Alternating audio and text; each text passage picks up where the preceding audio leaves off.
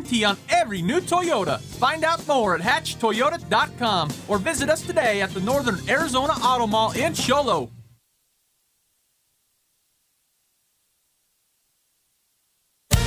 This is Sports Zone Radio.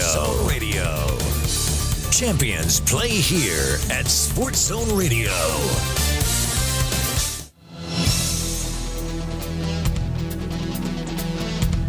It's time to tee it up and kick it off. It's time for the Sports Zone Radio Game of the Week. Presented by Hatch Toyota. Sports Zone Radio brings you unmatched coverage of football from around the White Mountains and beyond. No one does it like Sports Zone Radio. And now you can live stream HD video of our broadcast coverage exclusively at sportszone123.com and on the Sports Zone Radio mobile app. All part of the Hatch Toyota Friday Night Football Show. The Sports Zone Radio Game of the Week is presented by Hatch Toyota. Chaz Hatch refuses to lose a deal over $1. Hard-hitting broadcast coverage of White Mountains football is up next.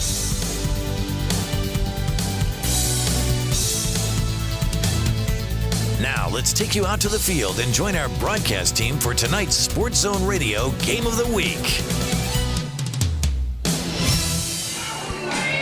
Welcome in, sports fans. Welcome in, Sports Zone Nation, to tonight's broadcast of the Sports Zone Radio Game of the Week broadcast at the Round Valley Dome. On this one tonight, our coverage presented by Hatch Toyota. Good crowd in Round Valley High School. The Blue Ridge Yellow Jackets are in town, everybody.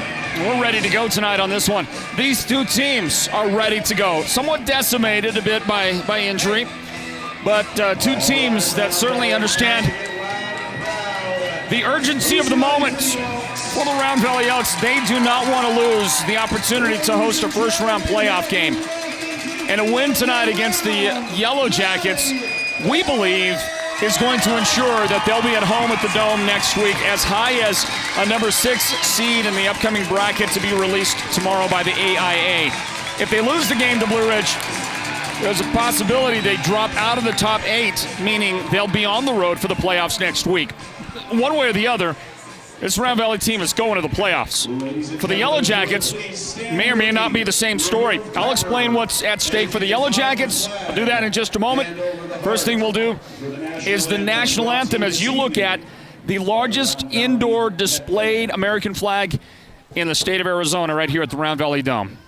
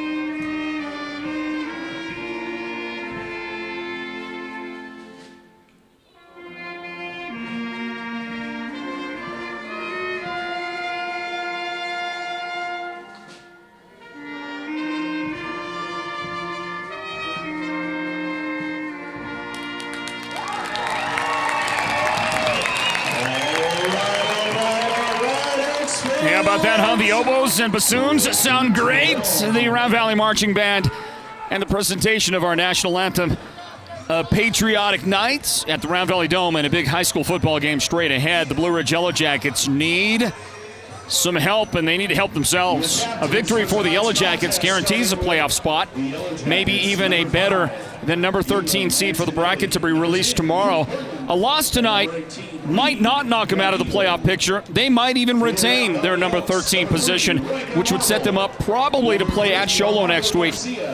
But you never want to take a chance when the playoffs are at stake and you're on the bubble. You want to get the job done. And the Yellow Jackets really need that victory tonight, and if they do win, we do believe they're going to move up out of that number 13 spot, maybe a spot or two ahead of that, and all of that is going to present to them a much better chance to get a first-round playoff victory on the road, one way or the other. The Yellow Jackets will be on the road if they make the playoffs, and this game here tonight is going to go a long way toward determining the future of the Yellow Jackets football program for the next week or two. Welcome in, everybody. My name is Floyd Simmons, getting set to call you play-by-play on tonight's broadcast of the Sports Zone Radio Game of the Week. And thank you to Hatch Toyota for their sponsorship, presentation of this game, the coin toss down on the field. And it looks like the Yellow Jackets have won the toss, and they want the football. They have elected to receive the opening kickoff. So we're going to see the Yellow Jacket offense led by their freshman, cool hand Luke Berlin, opening up this game. Folks, I'm working it solo tonight, so I'm going to appreciate your help along the way.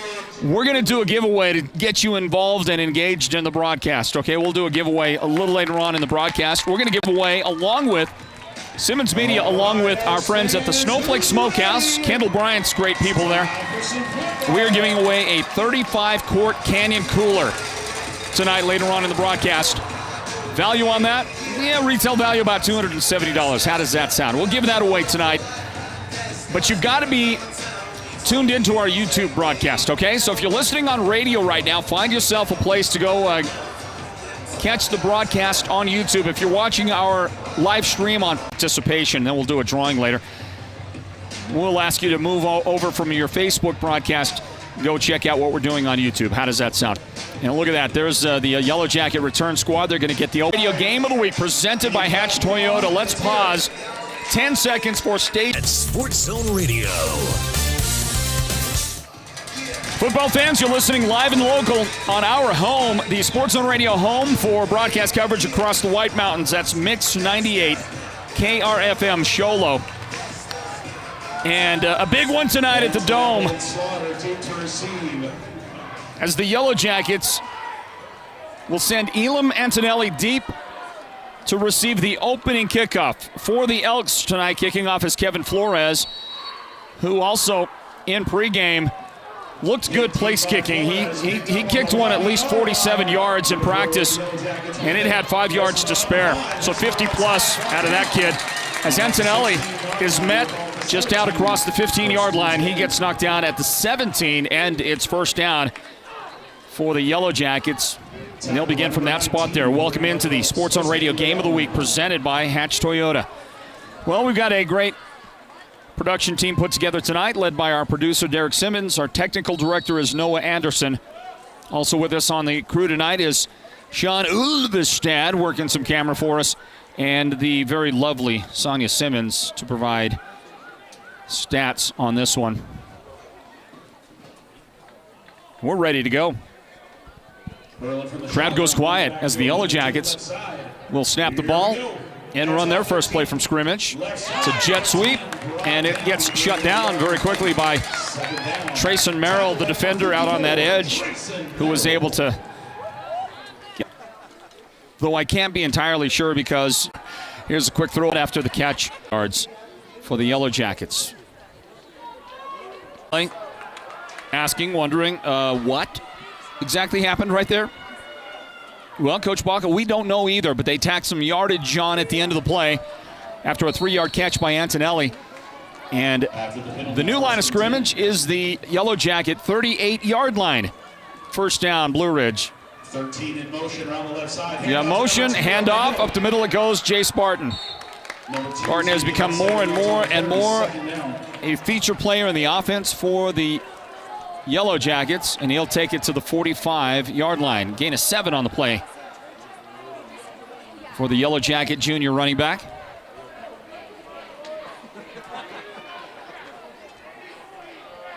And Blue Ridge is having some confusion. Both sets of receivers to the left and right confused about their alignment. Everybody did get set, and they'll throw a screen to Antonelli. That is the go-to play for the Yellow Jackets. Antonelli got it, turned up, and immediately ran right into Trayson Merrill. Merrill making another play defensively. Quickly, he's getting involved. It's a gain on the play of 2 yards. That's all that the Yellow Jackets could manage. I think Antonelli might have wanted to, normally you like to get north-south as quickly as you can, but he might have done himself a favor if he had stayed a little flatter on that, gone a little more lateral. Of course, did not.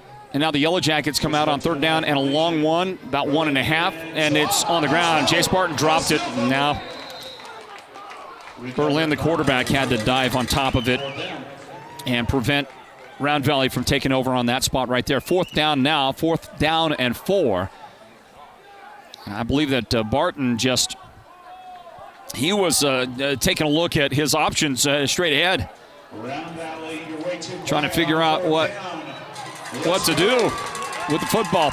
So they lost 2 yards on that play, and Berlin is the guy that's going to get the credit for the loss. He gives it to Jay Spartan, and Barton is going to only get 1 yard, needed 4, and the Yellow Jackets go for it on 4th down in their own territory and don't get it, and they give the ball over to the Round Valley Elks. And Riker Marble, their quarterback, will get his first chance today to run that offense out on the field, and they'll do it at the Yellow Jacket 45-yard line. Great field position.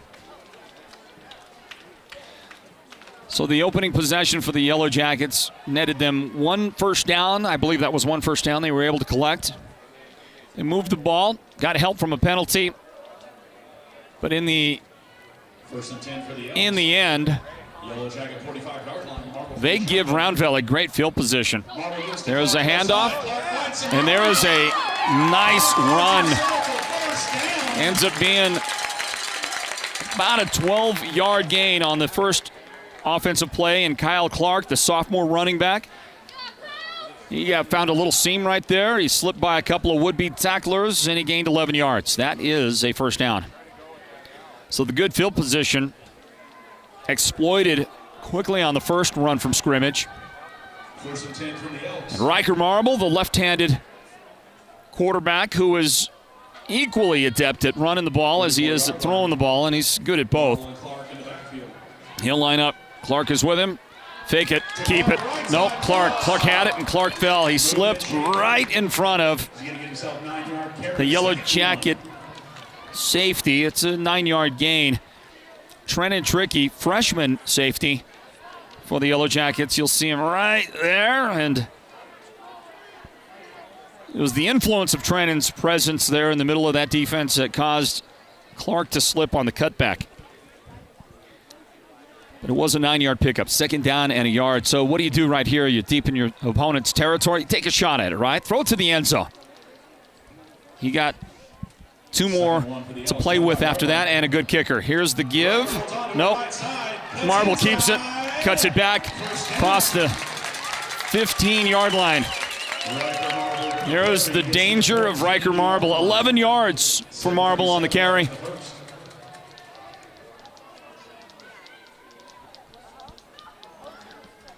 And some good movement down the field for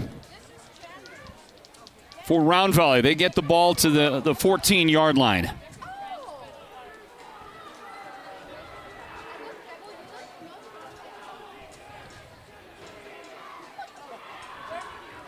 First and 10 from the 14. Snap. Jet sweep. Good block on the edge. There's a nice cutback as well. And this one goes inside the 10-yard line. Dallin Walker gets his first chance to carry the football. And he gets it to the 8-yard line. Gain of 6 on the play. 2nd down and 4 coming up.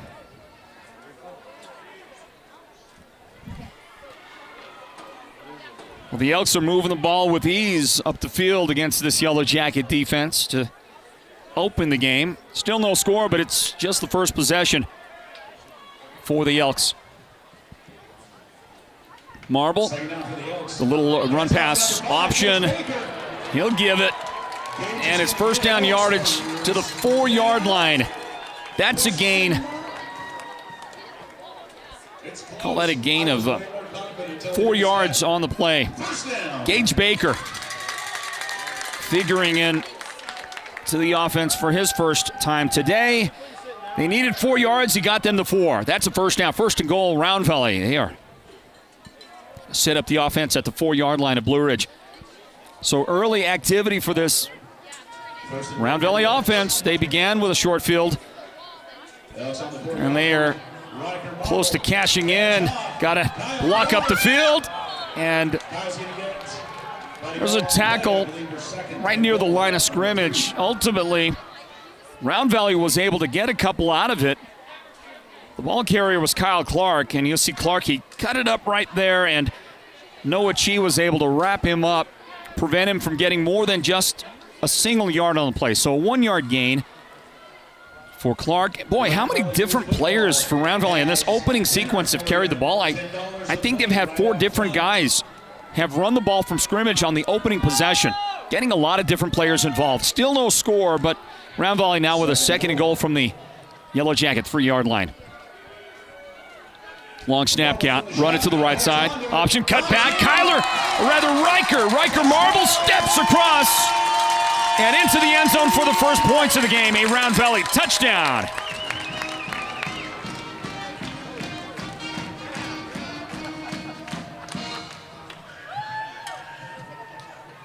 It took 7 plays, but Round Valley methodically worked their way down the field for a 45-yard opening possession touchdown. And it's Riker Marble from 3 yards out.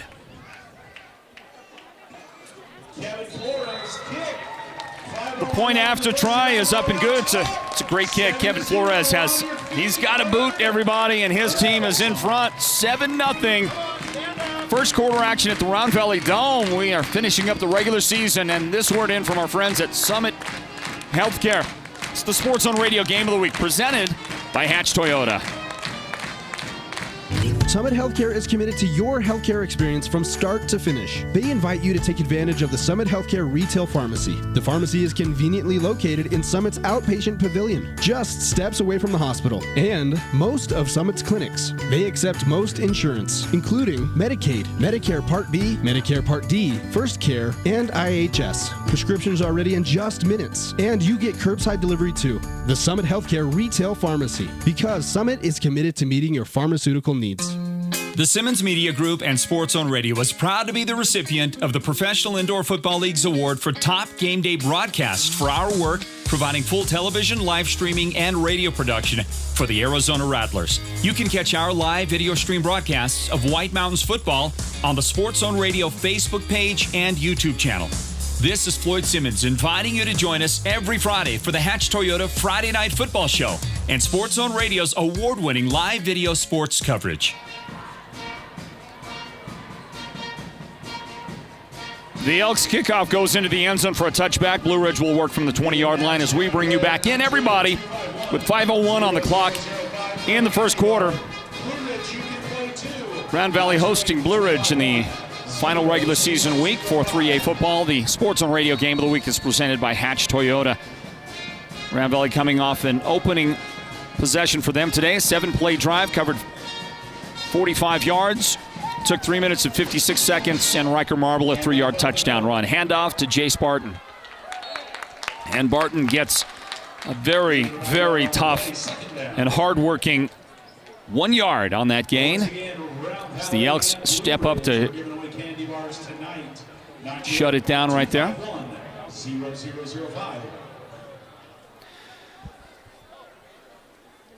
Clock counting down in the first quarter. 7-0, Round Valley in front. Tight formation for the Yellow Jackets. They're in the shotgun. It's a double wing, really, is what it is, but shotgun version of it. And they'll throw out of it, and it is nearly picked up by Trayson Merrill.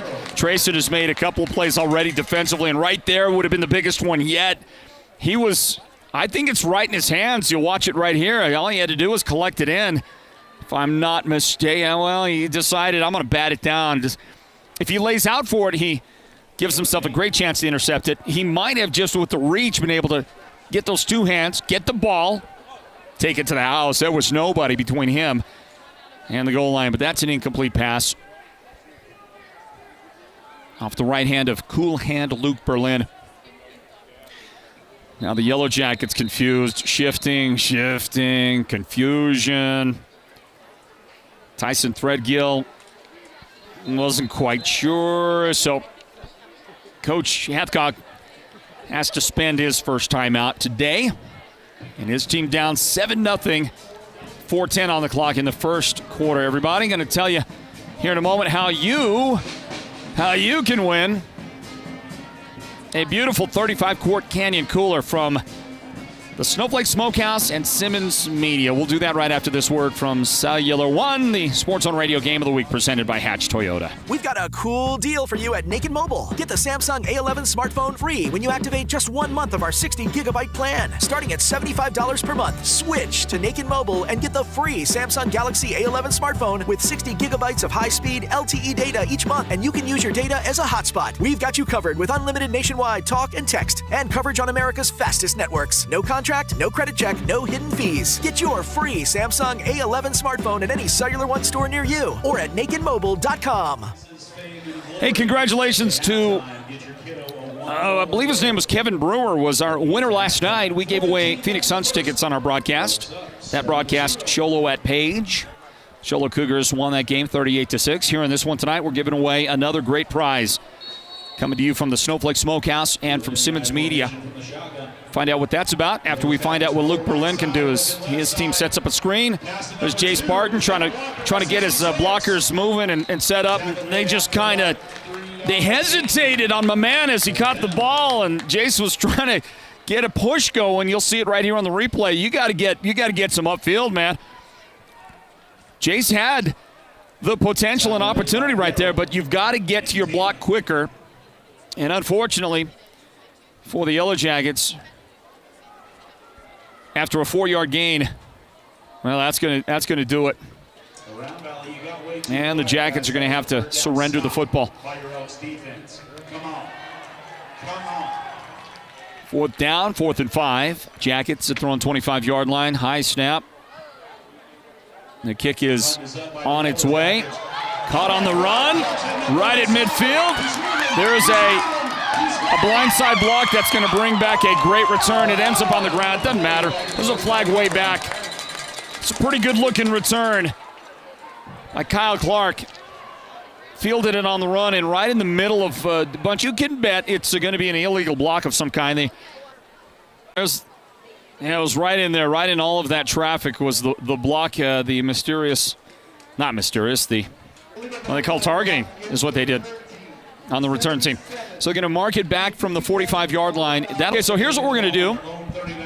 If you want retail value, thank you to the Snowflake Smokehouse. We're going to draw somebody's name later on tonight as the left-hander. We'll talk with 3:11 back.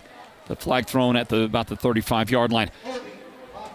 A bit back to the 20. If you're the Yellow Jackets on defense, you've got to look at this as a great opportunity for you and your team. You're pushing the team back. Maybe they're pushing themselves. It's going to get driven out of bounds right in front of the Round Valley bench. Trenton Trickey comes up in, is it 16?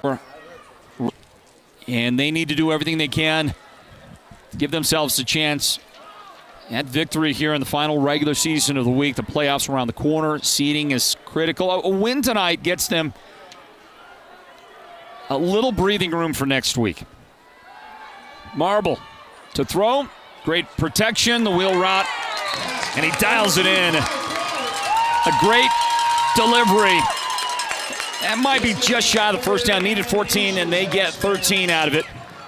It's Gage Baker coming, wheeling around. Not Gage, sorry, that's Kyle Clark that makes the catch. The guy on the other end, Elam Antonelli, delivered the hit out of bounds. Knocked him out of bounds. And they come up a yard shy on that play. So 13 and a yard. Ball at the Round Valley 48-yard line.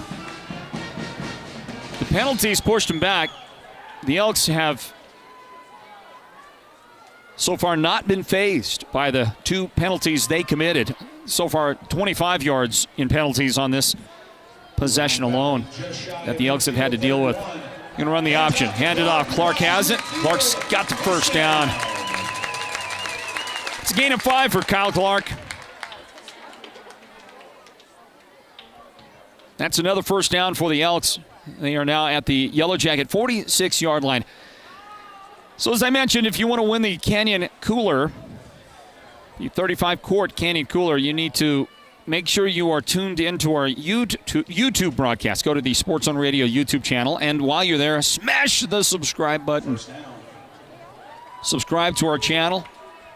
Get all the notifications and all that kind of stuff, okay? And never miss an opportunity to catch one of our live broadcasts here at Sports Zone Radio. Riker Marble.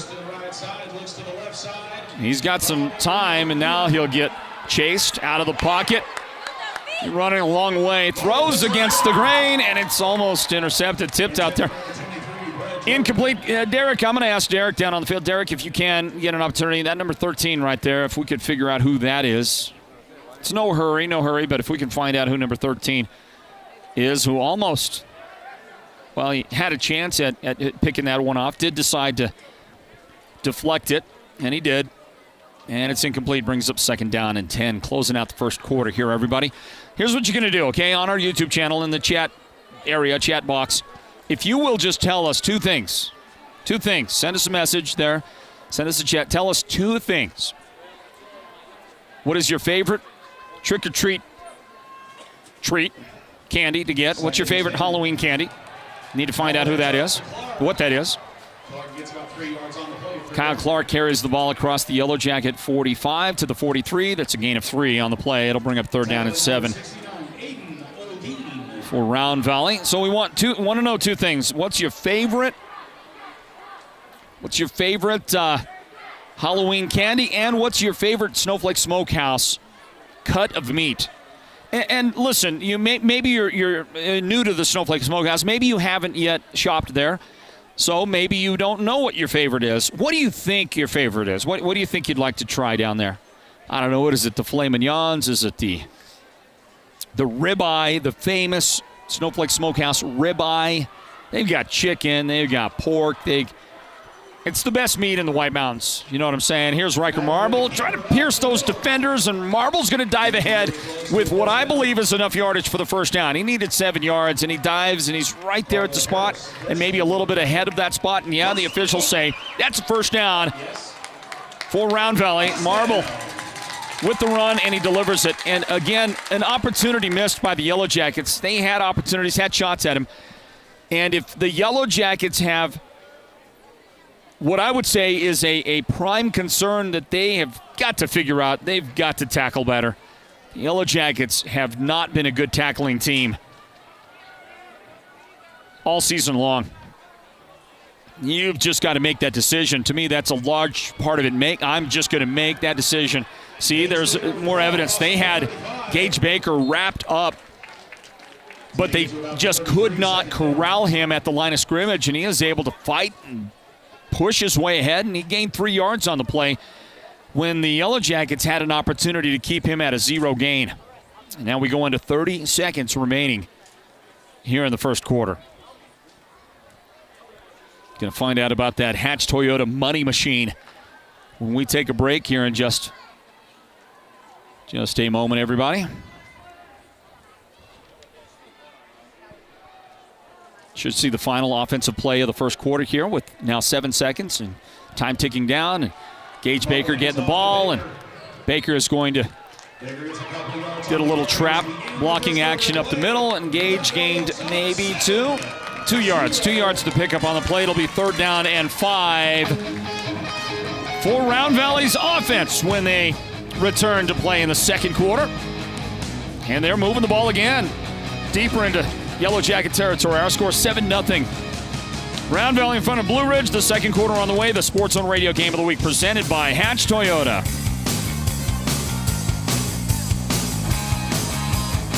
Want a little extra cash?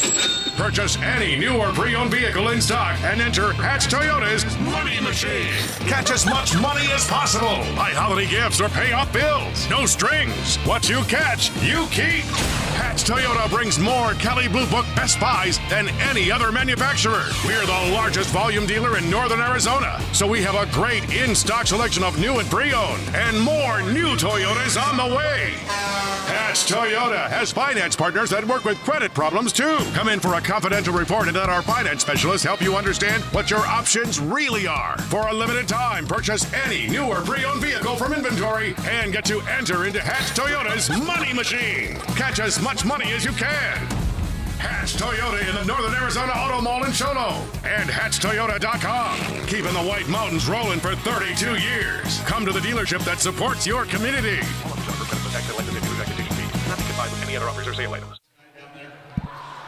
Second quarter now getting underway. Welcome back in, everybody. And the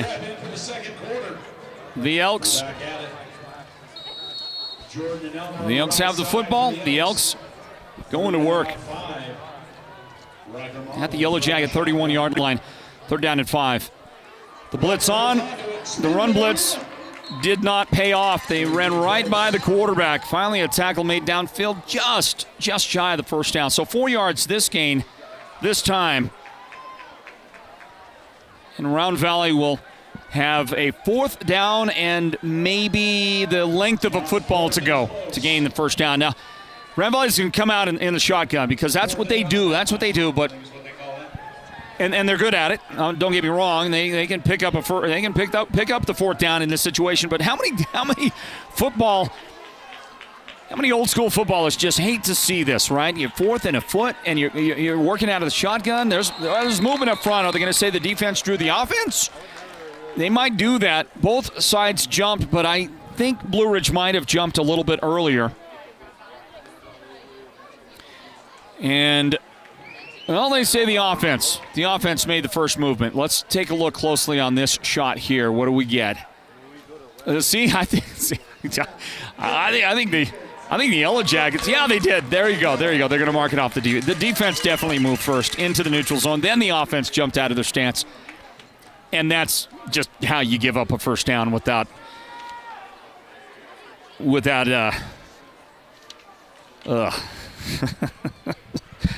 the offense having to do much. 5-yard mark off, ball at the 21-yard line. The Yellow Jacket frustrations continue. Second quarter underway, everybody.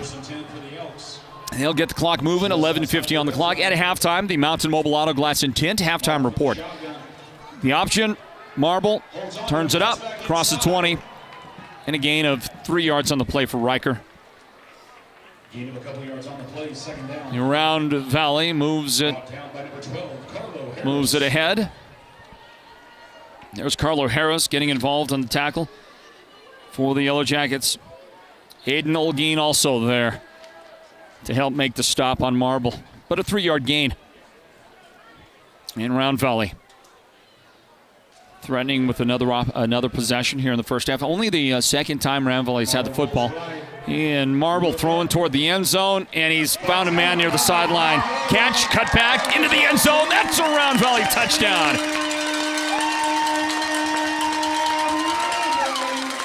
Jordan Elmer hauls in the 18-yard touchdown pass from Riker Marble. I love how Marble, who was looking all the way at the receiver that was at the goal line, you see him staring at me. Finally, he said, nope, not open, and he went back to his secondary receiver, and Elmer able to haul it in and take it in for the touchdown. That was just well executed by the Elks. And they'll tack on the point after, everybody. You are tuned in to the Hatch Toyota Friday Night Football Show, the Sports Zone Radio Game of the Week, brought to you by Hatch Toyota and great sponsors like Mountain Mobile Auto Glass and Tint. A word from them now as this second quarter is underway, and it's 14-0 Round Valley on top. Don't go anywhere.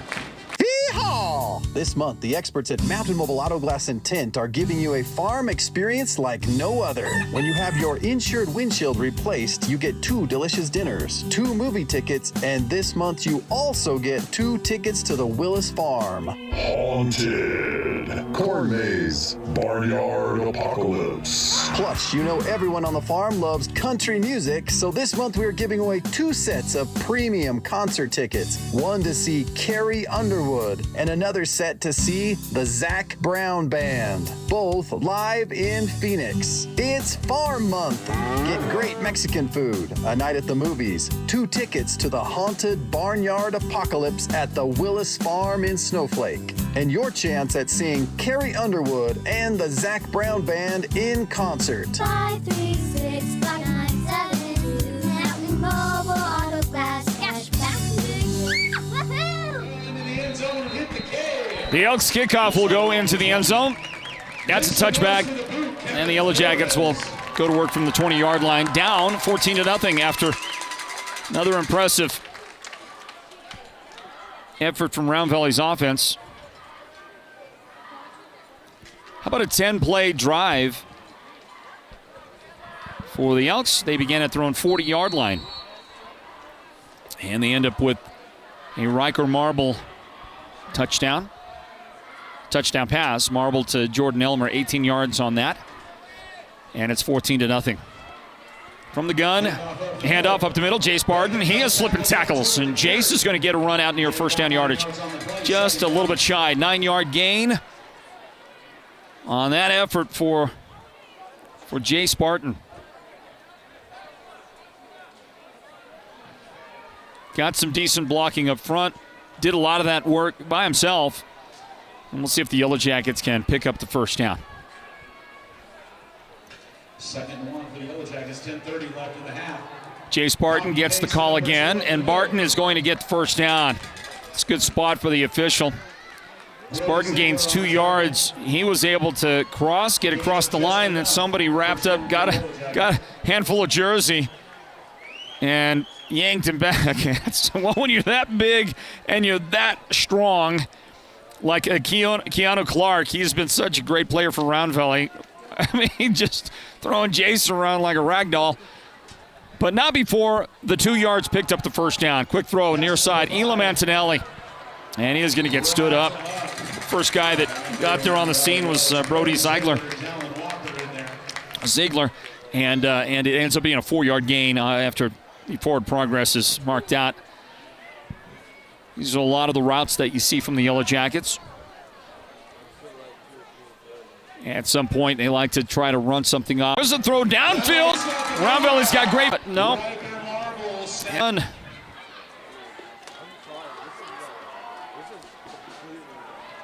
2-yard line.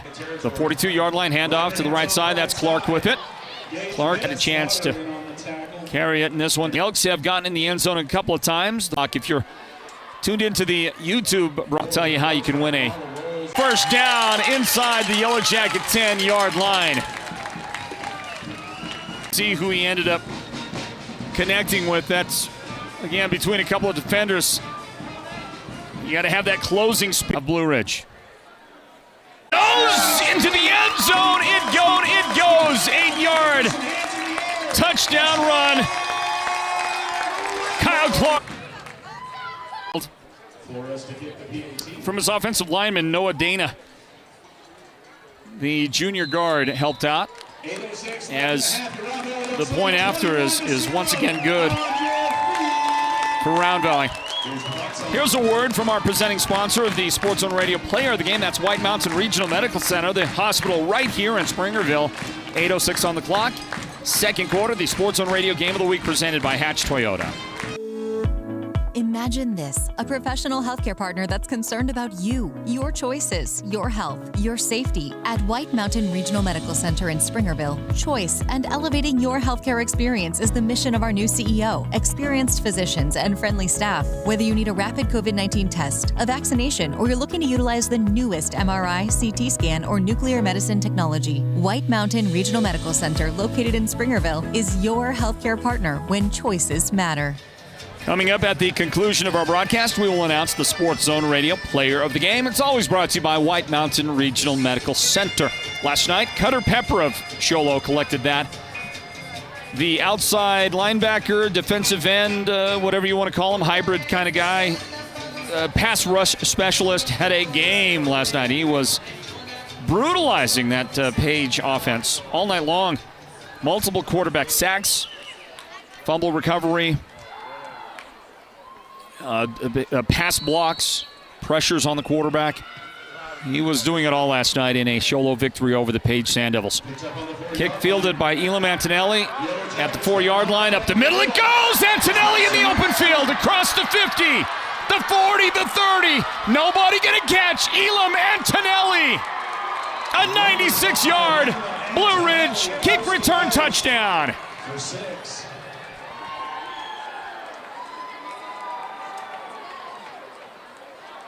Well, the Yellow Jackets needed a spark, a lift. They ran the middle wedge, and Antonelli took it to the house. Got some good blocking. Antonelli found a little space to run in the middle, and then he couldn't catch him after that. Yellow Jackets get on the board in this one.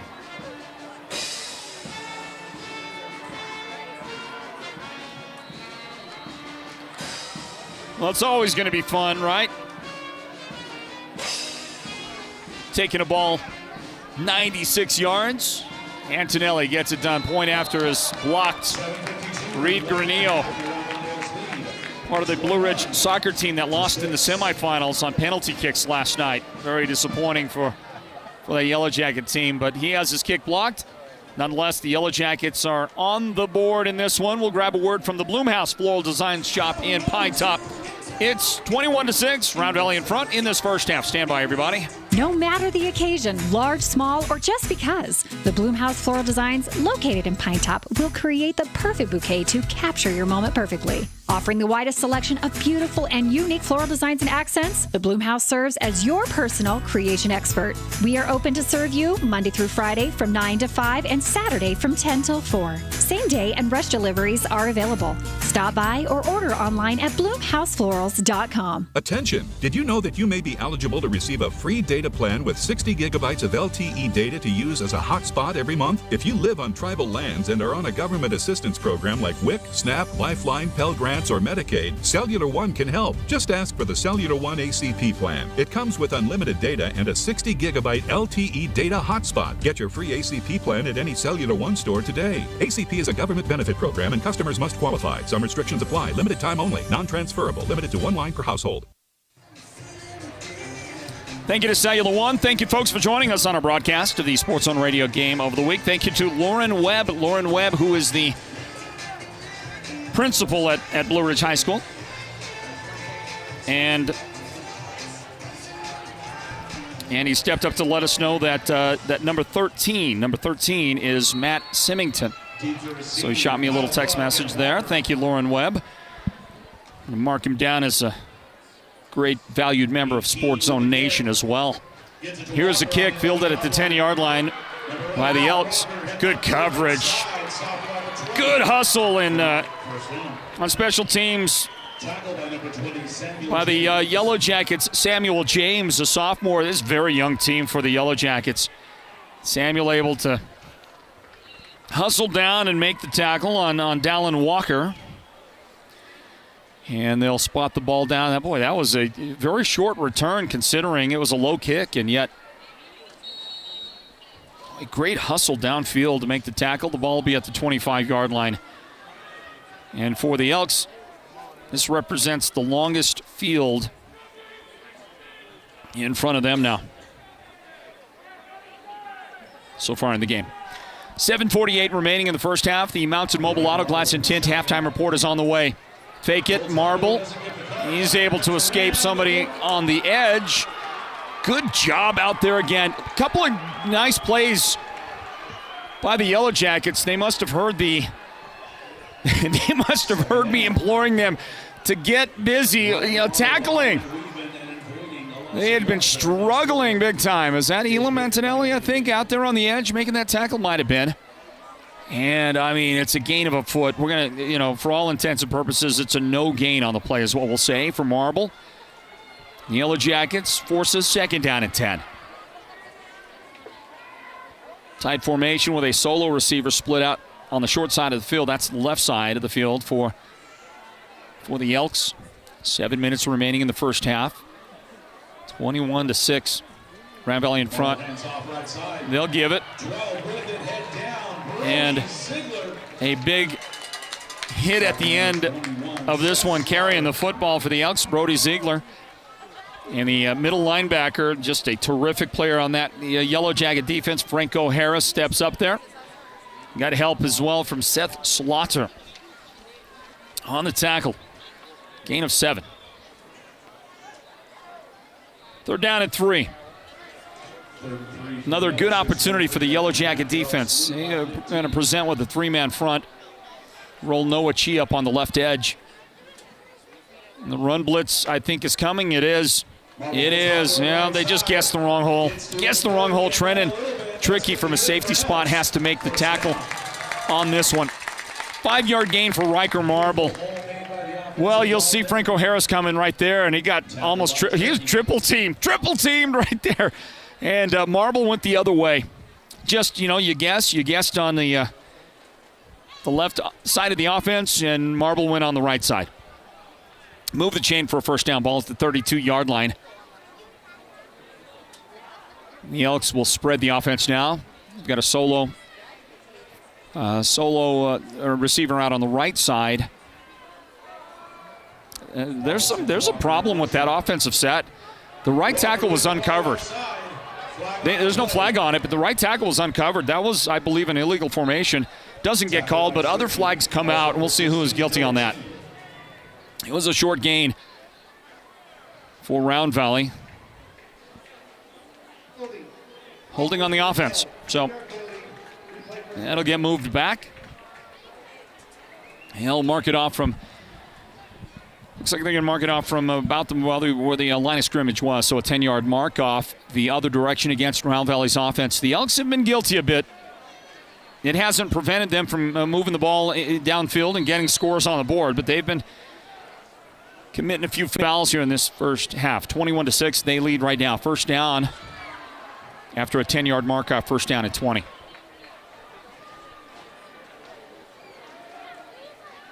Marble to throw the wheel route again deep, and it's just over the fingertips of the intended receiver who are going down that right side.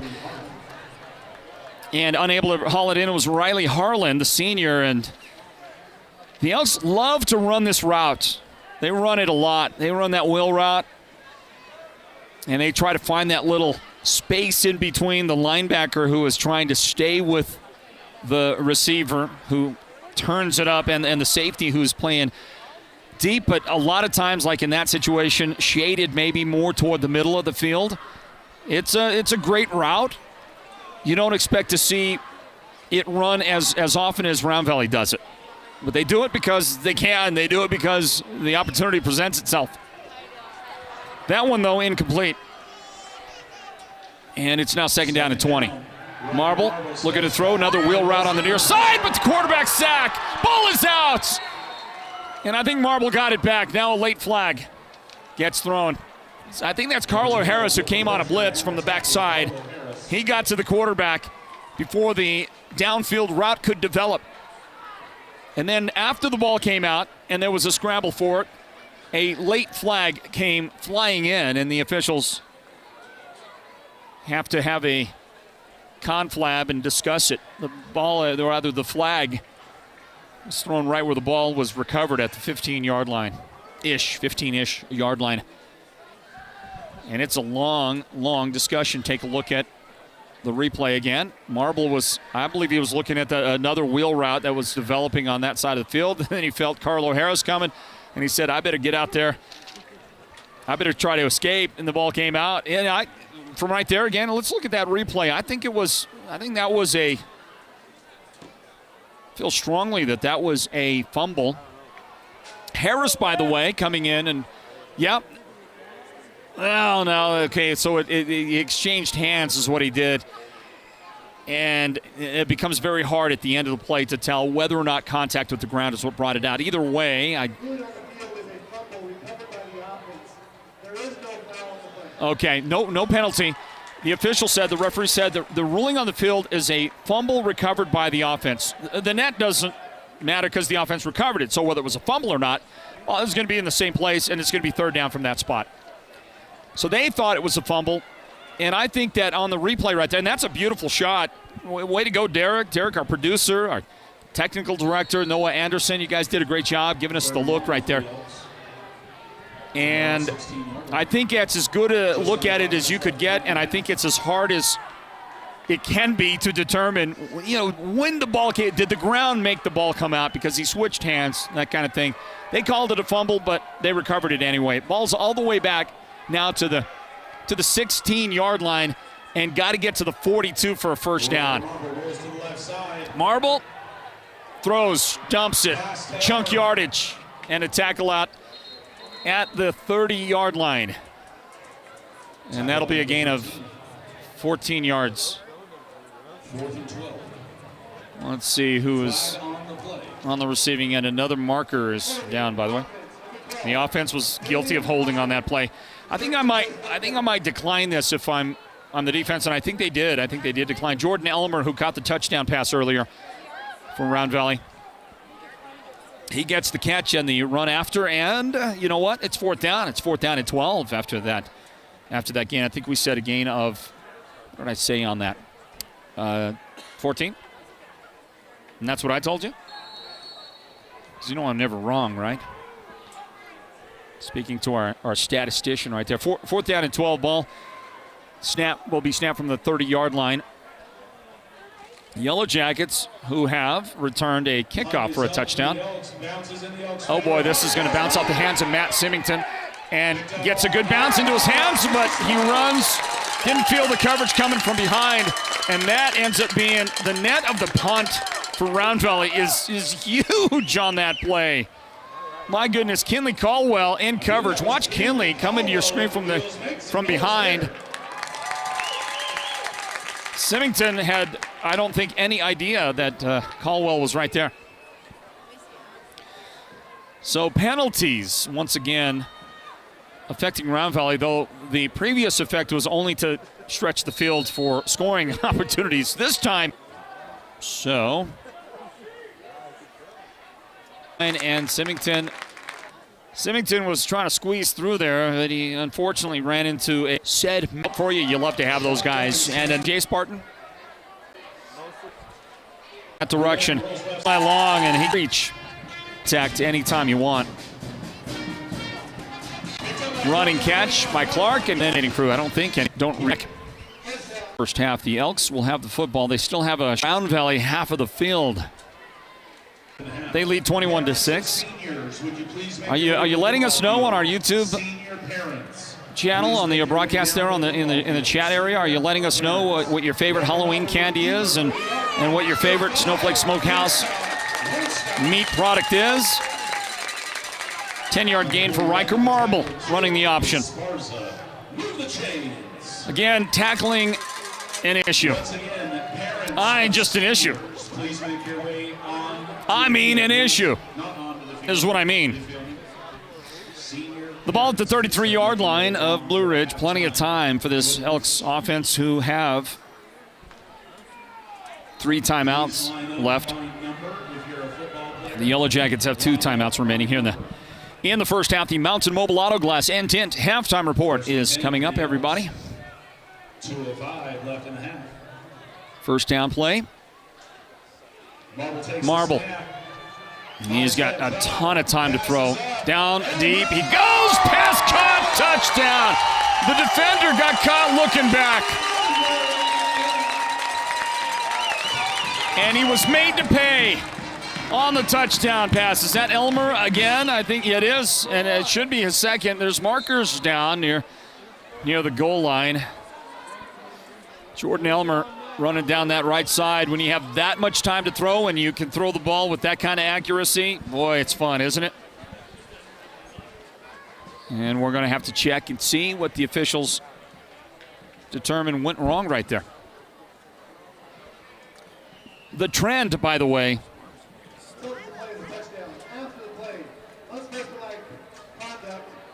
Okay. It's unsportsmanlike. Maybe some sort of celebration after the touchdown by Jordan Elmer. He caught the touchdown, 34-yard touchdown.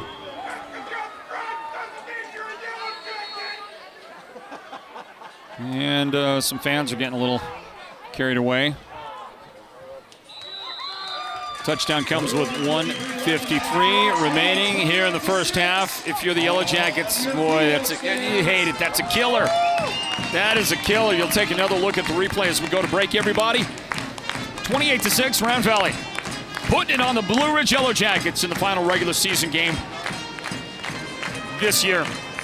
The Sports Zone Radio Game of the Week, presented by Hatch Toyota. The team at Beeman Well Drilling is like a great football team. They work hard, they work as a team, and they play to win. Their reputation is second to none, and they proudly call the White Mountains their home, even though they complete projects throughout the entire southwestern United States and beyond. No project is too big or too small for Beeman Well Drilling, so when the time comes for you to punch a hole in the ground, remember the White Mountains' top well drilling team, Beeman Well Drilling. Call anytime, 928-205-7647. Go deep with Beeman Well Drilling. Thank you to Beeman Well Drilling for their sponsoring partnership of the Sports Zone Radio Game of the Week. It's presented by Hatch Toyota. Let me see. Let's see. We got a moment here. Let's see if I can pull up our YouTube channel.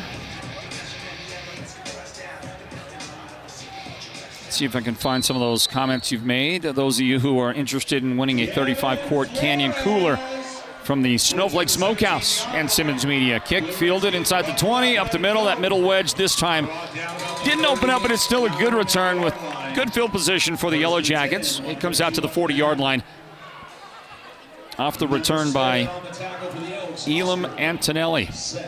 First down, Blue Ridge right there at that spot. They've got 2 timeouts left and a minute and 52 remaining in the first half. And they really do need to get some points on the board. 28-6, Round Valley in front. The Elks come off a 2-play possession is all it was. Took them 2 plays to cover 43 yards and get into the end zone. 34-yard touchdown pass by Riker Marble to Jordan Elmer. And it was that penalty that caused them, marked them back on the kickoff and gave the Yellow Jackets a chance to return that last kick. Double slot formation, shotgun, and it's thrown out right side and then out of bounds. Should be a 2-yard gain. And they actually just mark it as a 1. Pass caught by Esparza. And then nice job of closing on that by Riley Harlan, and he gets credit for the tackle. Does go out of bounds, stop the clock, 1:47, but 1 yard. Going to need a few more chunks than that. Elam Antonelli will split out left for the Jackets. Also on that side, Jake Esparza. Seth Slaughter in the slot out there.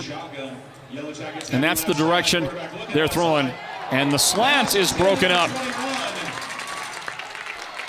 Again, Round Valley just in the right place at the right time all night long. Connor Luker. Connor Luker is the guy that reached up there and deflected that pass.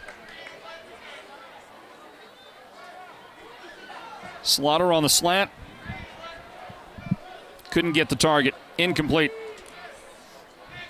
Luke has struggled against the Round Valley defense. 5 of 9 for 14 yards. And he's thrown an interception to that Round Valley defense today.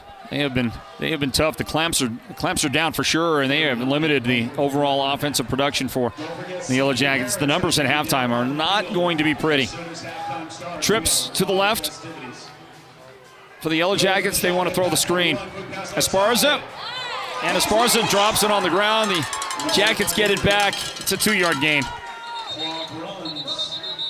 Just kidding.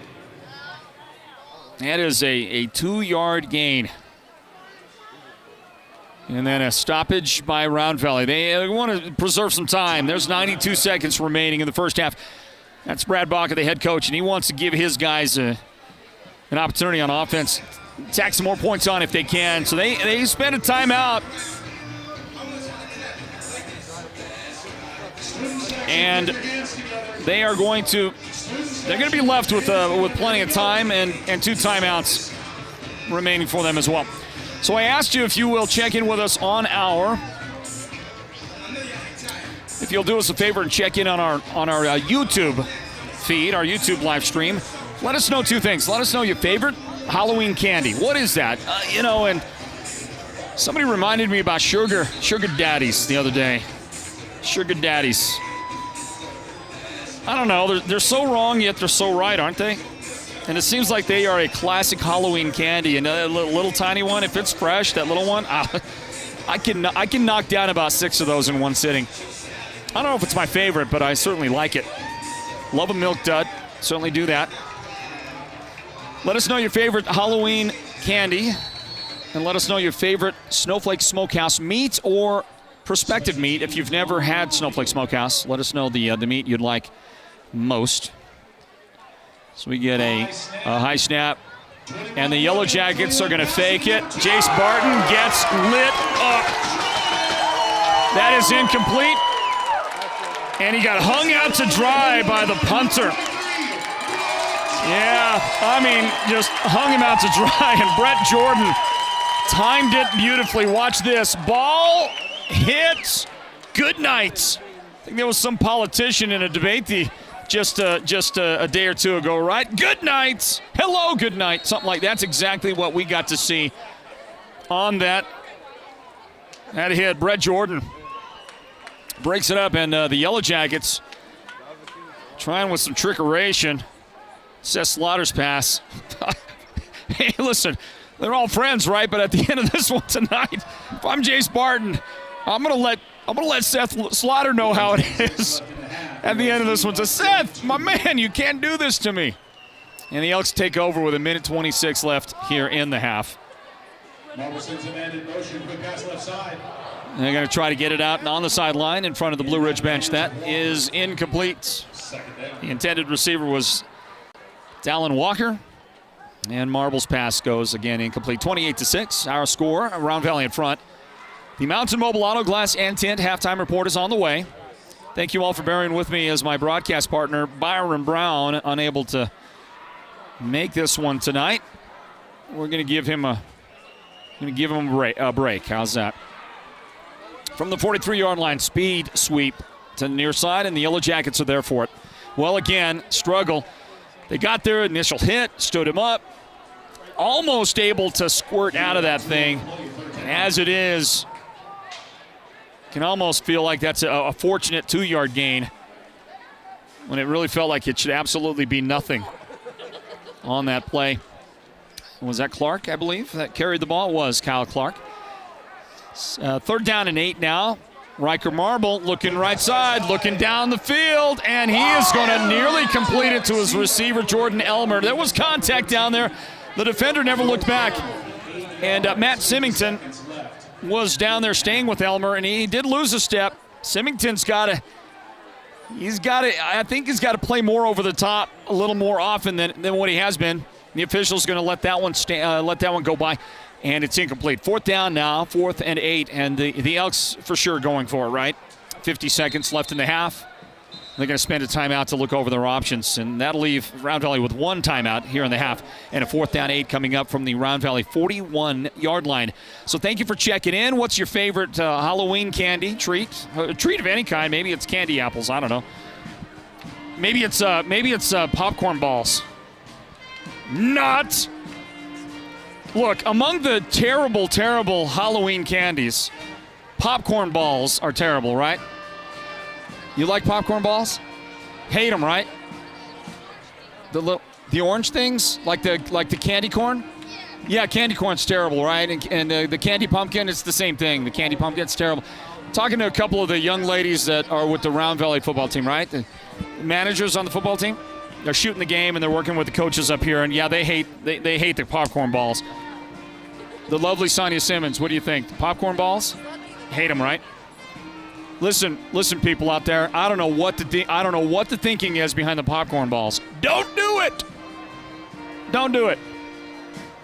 Smarties, right? Smarties are terrible, right? Do you like Smarties? No, you don't, right? It's like compressed, powdered awfulness. The Smarties. Going to find out some of your answers to the questions here, and also the your favorite Snowflake Smokehouse meat. Here's a pass caught, and then out of bounds, and the first down converted. This one is going to go to the 26-yard line, so a gain of 15 on that play. Riker Marble, he is just a great game engineer, isn't he? He gets it out here on the near side, and then out of bounds to stop the clock. Brett Jordan, good run after catch, and smartly, again, to get out of bounds. What did I say, 15 on that? 15-yard pass completion. Marble with a ton of time to throw. There isn't anybody anywhere near him. He lets it go finally, and it's intercepted. I believe that was in the receiver's hands for a split second, and then somehow ends up in Seth Slaughter's hands. A late flag comes in after the play. There's a couple of guys maybe jawing at each other. But all of that, the flag was after the interception by Seth Slaughter. So that was in Jordan Elmer's hand, and it just kind of squirted out after contact. And right there, Slaughter was there to say, I'll take it. And he's got it, and they'll talk it over. I do believe the Yellow Jackets' interception is going to stand.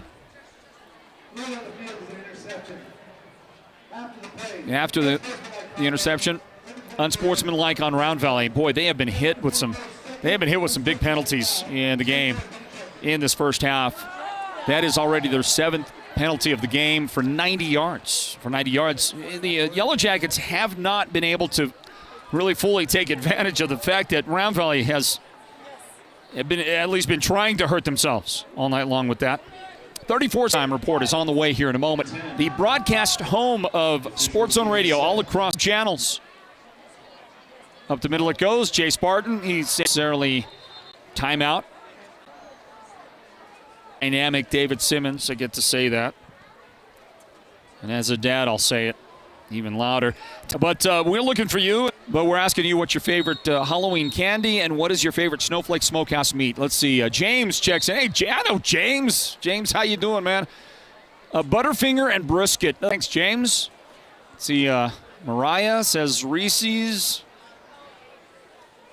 Fumble, ball on the ground. The way you're hoping to end your half.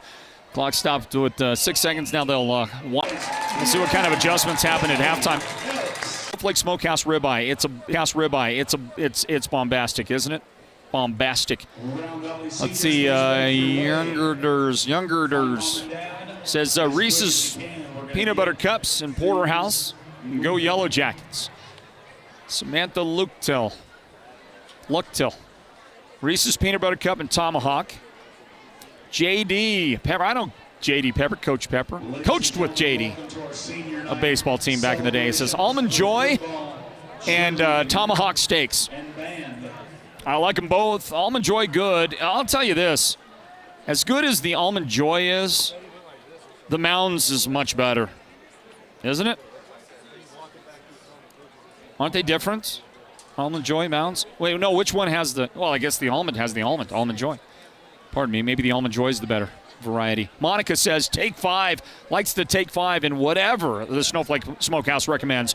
Yeah, I agree for sure. You want to win a 35-quart Canyon cooler? All you have to do is check out our YouTube broadcast and join us there and let us know your favorite Halloween candy and your favorite Snowflake Smokehouse meat. If you've never had the Snowflake Smokehouse meat, well, there's no time like the present.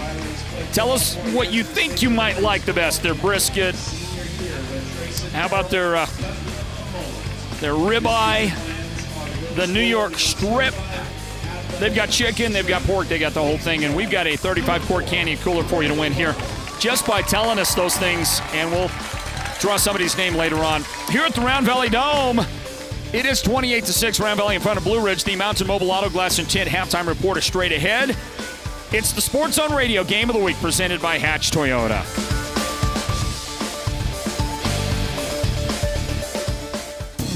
Hatch Toyota in Cholo knows the best form of advertising is when your experience is so good, you tell your friends about it. My product specialist helped me find my dream car. I drove 200 miles to buy a 4Runner. He knew all the features of the car without putting any pressure on me. I visited 4 dealerships in the state, and he had the best customer service of anyone. I highly recommend. I reached out to Hatch Toyota, which is several hours away from me. They gave me a straightforward price on a brand new Camry hybrid, and I couldn't be happier. My product specialist was very patient and answered all my questions. We know you can buy anywhere, and we want your experience to be worthy of telling your friends. We also offer Toyota Care, our complimentary maintenance plan, including roadside service for 2 years or 25,000 miles. Hi, this is Chaz Hatch. Get our statewide low price guarantee on every new Toyota. Find out more at hatchtoyota.com or visit us today at the Northern Arizona Auto Mall in Sholo.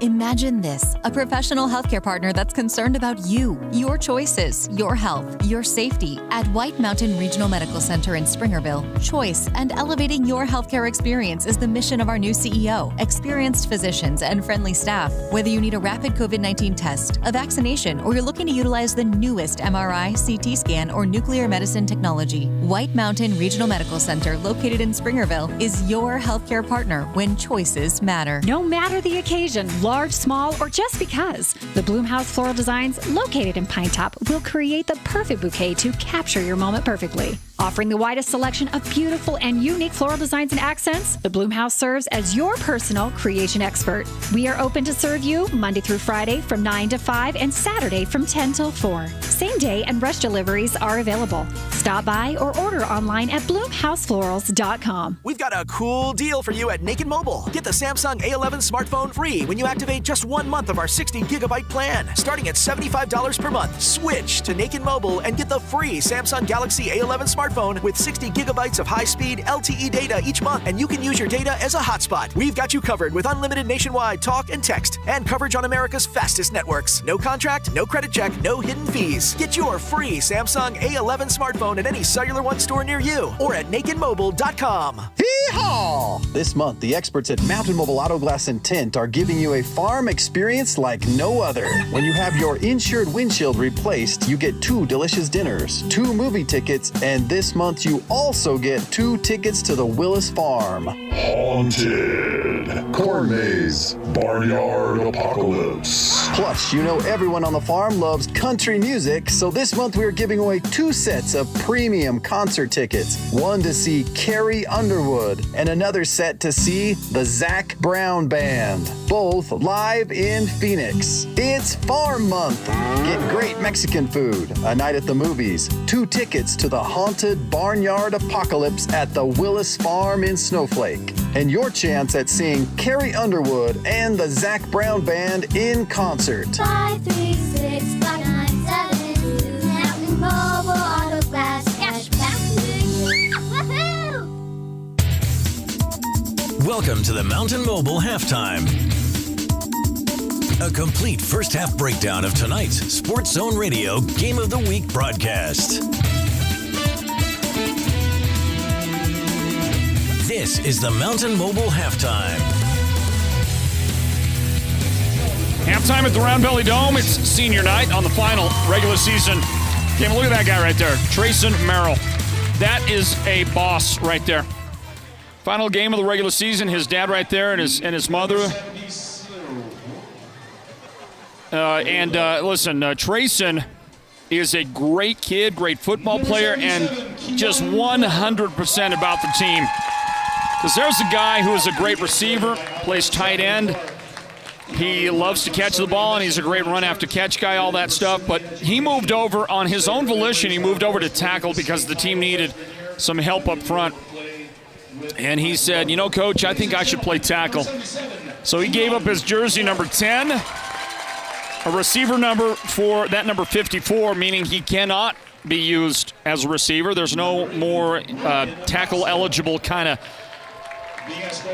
offensive allowance in high school football anymore. So he's an offensive lineman. When was the last time you saw a skilled position player say, I'll go play and on their own? I've seen guys move over to the line because the coach asked them to do it or told them you had to do it. But, I mean, I just don't know of a situation, a circumstance when I have ever heard of a player who did not have to do it say to the coach, I think I can help us if I move to line. Would you move me there, coach? And that's what Trayson did. He's a great kid, and he has helped his team out to a 28-6 lead here at halftime. Round Valley over Blue Ridge on the Sports Zone Radio Game of the Week. It's presented by Hatch Toyota, and we welcome you into the Mountain Mobile Auto Glass halftime report, everybody. Floyd Simmons right here. 237 yards of total offense for the Elks in the first half of the game. That's a pretty good total for sure. So the offense is working. The defense is working as well. The Yellow Jackets have managed a grand total of 36 yards of offense. And all of that is reflected in the score, 28-6. I'll look more deeply into those scores for you here in just a moment. Let's let you know how we got here. The Yellow Jackets got the ball first. Ended up giving the ball over on downs to Round Valley, who took over on their opening possession of the game in good field position. They got the ball at the Yellow Jacket 45-yard line for their first possession, and that turned into a 7-play drive. That took just under 4 minutes to complete. And at the end of that was a 3-yard touchdown run for Riker Marble that came with 5:01 on the clock in the first quarter. The Yellow Jackets would end up going 3 and out and punting the ball on their next possession to Round Valley. And the Elks, well, they turned that into another touchdown opportunity. An 18-yard touchdown pass from Riker Marble to Jordan Elmer made it 14-0. Round Valley in front. Riker Marble, the quarterback, plays some pretty good defense as well, and he picked off a Yellow Jacket pass early on in the second quarter. Helped set his team up at the Yellow Jacket 42-yard line, and then 3 plays later, he threw a touchdown pass. Or pardon me on that.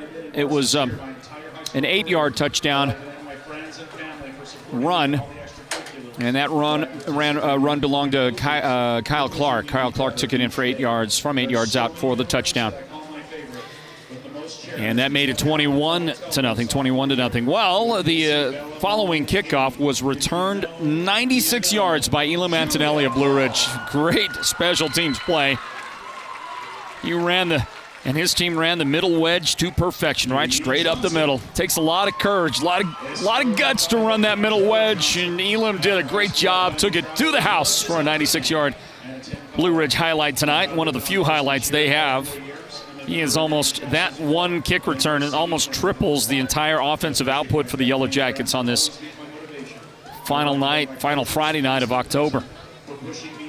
Antonelli's return, a blocked point after. The score was 21-6. Round Valley, they got one more score on the board with 1:53 remaining in the second quarter. Riker Marble hooked up with Jordan Elmer for a second time today. 34-yard touchdown pass to Elmer. So his second touchdown. The kick was good, make it 28-6, but after Elmer caught the touchdown, he decided to get a little bit, let's just say, have a little extended discussion with the defender. He got flagged on that. That was a personal foul. And then moments later, he committed another personal foul, or vice versa, one or the other, but he got a second. He got a second flag, second personal foul, and he has been ejected. So after 2 touchdown receptions, he is now gone for the rest of the game. And Round Valley will work something else in his absence. And I hope that it doesn't result in him missing the first round of the playoffs. I don't think it does, but there's a chance that it does. I know that Snowflake is playing tonight, and they've got a 21-0 lead over Ben Franklin with a new quarterback as well out there on the field. Brendan Bryant has taken over at quarterback for Snowflake now. No injury or anything like that, but the offense has struggled to really get into a rhythm and really get moving, get flowing. And they've got talent, they've got athletes, and they're going to try to mix it up. You got some other kids that are figuring in. The previous quarterback, Easton Butler, who knows, he may come back and be the quarterback again at some point. But Easton Butler is also playing. He's playing at wideout. He's a great athlete. So you want to get them on the field no matter what. But they're making some changes at Snowflake, and they've got a 21-0 halftime lead over Ben Franklin right now. Our score is 28-6. It's halftime. Round Valley in front of Blue Ridge, everybody, and an extended halftime as they handle the senior night activities here in the final regular season home game.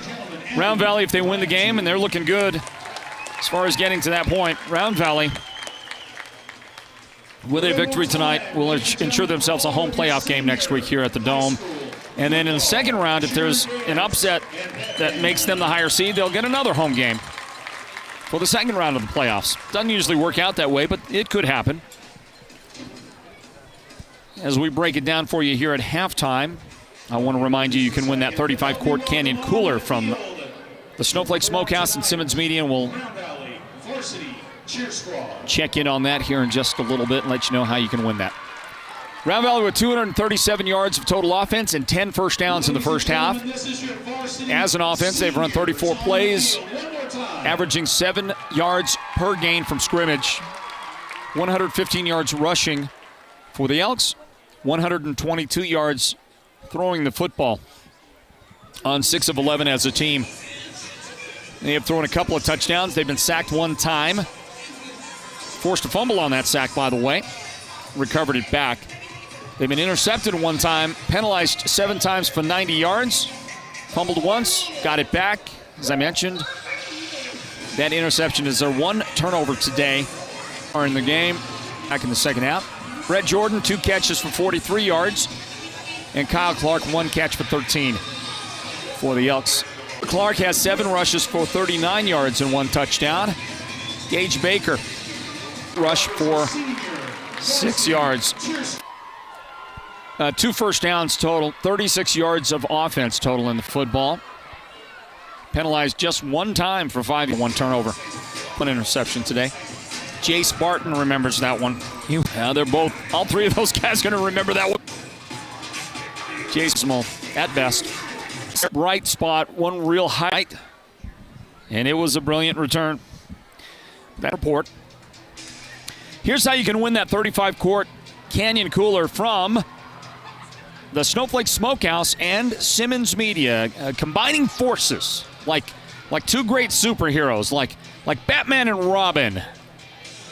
And that's all I know. They're the only superheroes I know. I have no other superhero tandem combinations to mention. Who's another 2 great superhero tandem? I got Batman and Robin. That's all I know. Anybody else? Superman and Supergirl? Batman and Catwoman? That's not a great tandem. I don't know. I don't know anybody else. Like the Hulk, who's his partner? He's got a partner? The She-Hulk? The Hulk and the She-Hulk, okay. So that's the Snowflake Smokehouse and Simmons Media. I don't know who the Hulk is. I don't know who the She-Hulk is. But, great tandem. And we're giving away that 35-quart Canyon cooler valued at $270. As long as you're not related to me, you're qualified to win this thing, okay? How's that? Okay, so go ahead and check in on there's that great return on video. There's Elam Antonelli. Turn on those afterburners. Get it going. Get the F-14 down the field. Top Gun reference right there. Sorry about that. Let's see. Some sort of Top Gun reference. You want to win that Canyon cooler? It's beautiful. It's gorgeous. And it's worth a bunch. And here's what you do. Go to our YouTube broadcast, YouTube live stream. Let us know your favorite Halloween candy and your favorite Snowflake Smokehouse meat. And if you have not tried the Snowflake Smokehouse meat choices, selections, well, it's time to go try one, and then you'll figure it out. You'll find out why you need to be, you'll be going back, okay?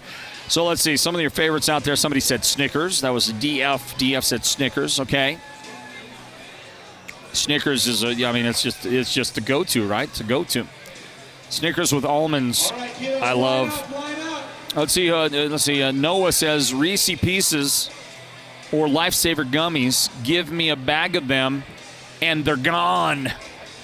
Okay, I got you. Anthony checks in. Kit Kat.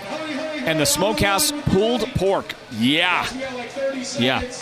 Somebody else said Snickers and Almond Joys. Derek checked in, and by the way, that's our Derek. And Derek, you're not qualified. Popcorn balls and ribeyes. Yeah. What is this thing with the popcorn balls? Who in the world invented popcorn balls to start with, and who in the world determined that it was a good idea to give popcorn balls away on Halloween? That's every fifth house when I was a kid going trick-or-treating. Every fifth house made those popcorn balls, and yeah, they didn't get it. Not by this guy, that's for sure. All right, 28-6, Round Valley in front of Blue Ridge. A quick timeout. And a final word in from our presenting sponsor of the halftime report. That's Mountain Mobile Auto Glass, everybody. The second half on the way in a moment. The Sports Zone Radio Game of the Week, presented by Hatch Toyota. Stand by. Yeehaw! This month, the experts at Mountain Mobile Auto Glass and Tint are giving you a farm experience like no other. When you have your insured windshield replaced, you get 2 delicious dinners, 2 movie tickets, and this month you also get 2 tickets to the Willis Farm. Haunted, corn maze, barnyard apocalypse. Plus, you know everyone on the farm loves country music, so this month we are giving away 2 sets of premium concert tickets. One to see Carrie Underwood and another set to see the Zac Brown Band, both live in Phoenix. It's Farm Month. Get great Mexican food, a night at the movies, 2 tickets to the haunted barnyard apocalypse at the Willis Farm in Snowflake, and your chance at seeing Carrie Underwood and the Zac Brown Band in concert. 536-5972, Mountain Mobile Auto Glass, cash back to you. Woohoo! Summit Healthcare is always adding members to their professional team. Right now, Summit Healthcare proudly welcomes Dr. Keith Amaral, MD. Dr. Amaral graduated from Texas A&M University School of Medicine. He completed his pediatric residency at SSM Health Cardinal Glennon Children's Hospital in St. Louis, Missouri. Dr. Amaral will join Summit Healthcare Pediatrics, specializing in pediatric medicine.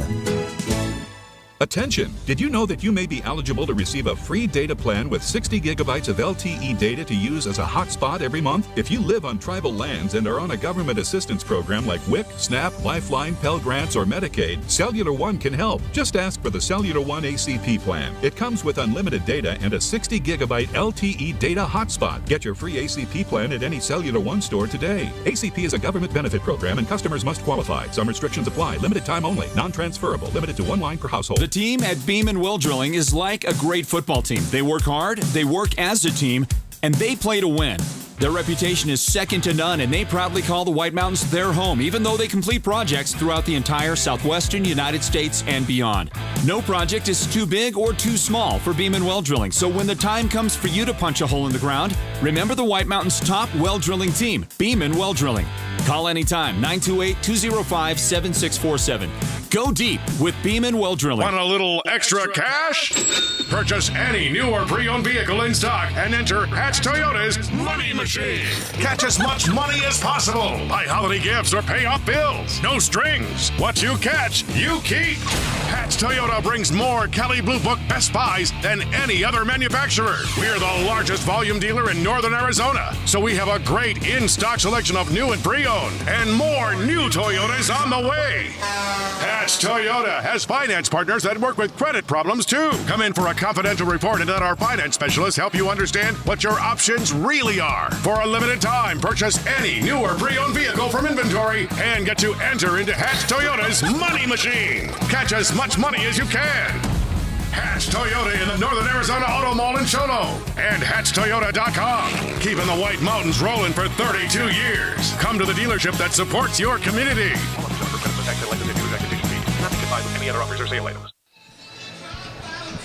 Back in with Ozzy Osbourne in the background, a little Crazy Train, and we've got your second half coming up on the Sports Zone Radio Game of the Week, presented by Hatch Toyota. Well, 28-6. That's the Round Valley lead right now, and a deficit that the Yellow Jackets have to overcome if they want to get a victory and ensure themselves a playoff opportunity at the end of the season, which, by the way, is coming up in what?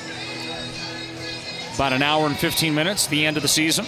should see the end of this game unless we go to quadruple overtime or something. Should end in about an hour and 15 minutes. And then it's the playoffs. The Yellow Jackets, they've got a chance to make the playoffs if they lose. There are two teams directly below them in the standings that I believe, are going to lose their games. Those two teams, Blue Ridge at number 13, Benson is number 14, and Benson tonight is playing at Sabino. Sabino has not had a great year. Okay, they're let's see, what is Sabino's season record? They started out as one of the favorites in 3A football. They're 6-3 right now.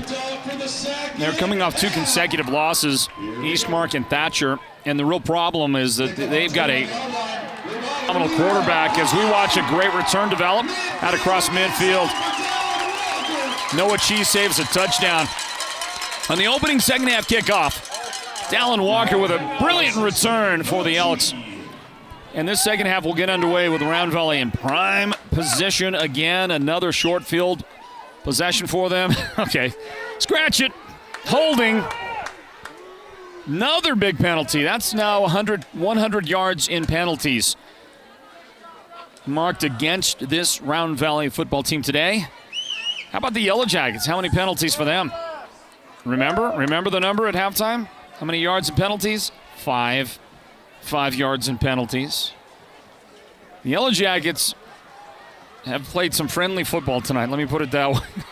They haven't committed a lot of penalties. And they don't make a lot of tackle on first contact. Let's put it that way. Ball goes back to the 25-yard line. And it's first down, Yellow Jackets. 2 receivers split out right. And they've got a receiver on the left. Fake it. That's Walker. Fake it. Riker Marble. Great job setting the edge out there by Jake Esparza. Good job. Came up, forced the quarterback to make a decision. And then the rest of the defense got there to help out. It turns into a no gain on the play. The first offensive play for Round Valley. In fact, look at this. They lost a yard on further observation. It's a yard loss out there for Riker Marble. And this second half underway on the Sports Zone Radio Game of the Week presented by Hatch Toyota. Round Valley hosting the Blue Ridge Yellow Jackets here at Sports Zone Radio. 28-6, RV, and here's the give. Kyle Clark and his numerical counterpart, Jay Spartan, also wearing that number 2, steps up, and there's a good tackle. And that's exactly what this Yellow Jacket defense needs to do a lot more of. Great job on the tackle by Jay Spartan. 2-yard gain is all that Clark could muster up. It's 3rd down and 9 now. 28-6 our score.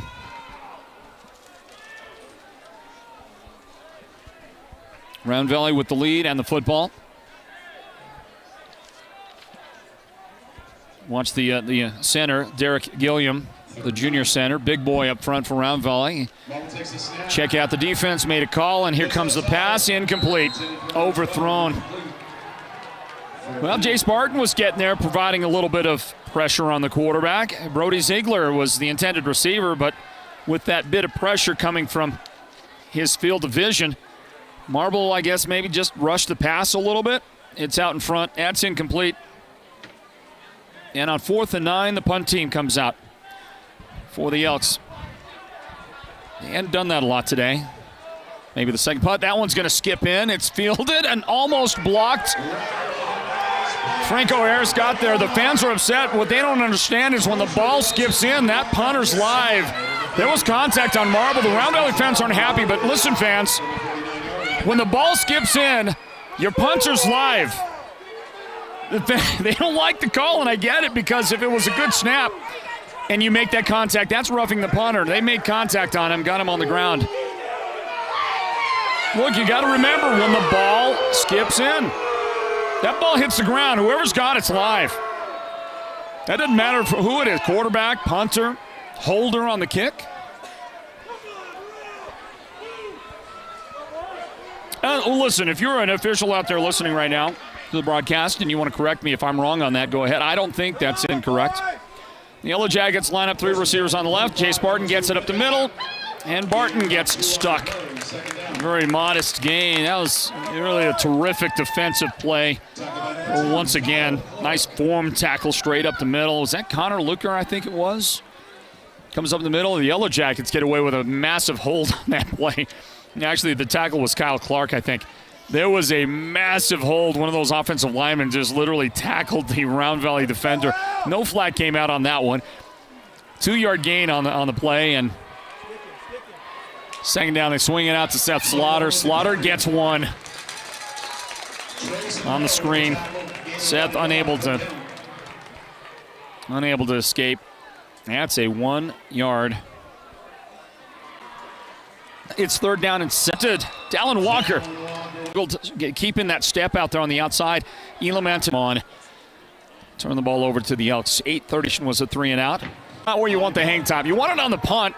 Possible that the Yellow Jackets have on the Yellow Jacket punt was gracious. They've got great field position. Their own 40 this time. Handoff, yard gain. The broken hand for the Yellow is recovered by Gage on that play, so call that a 0 gain. Listen to the greatness player for Round Valley. And all of a sudden, his name, I had his name, and his name just flew out of my head.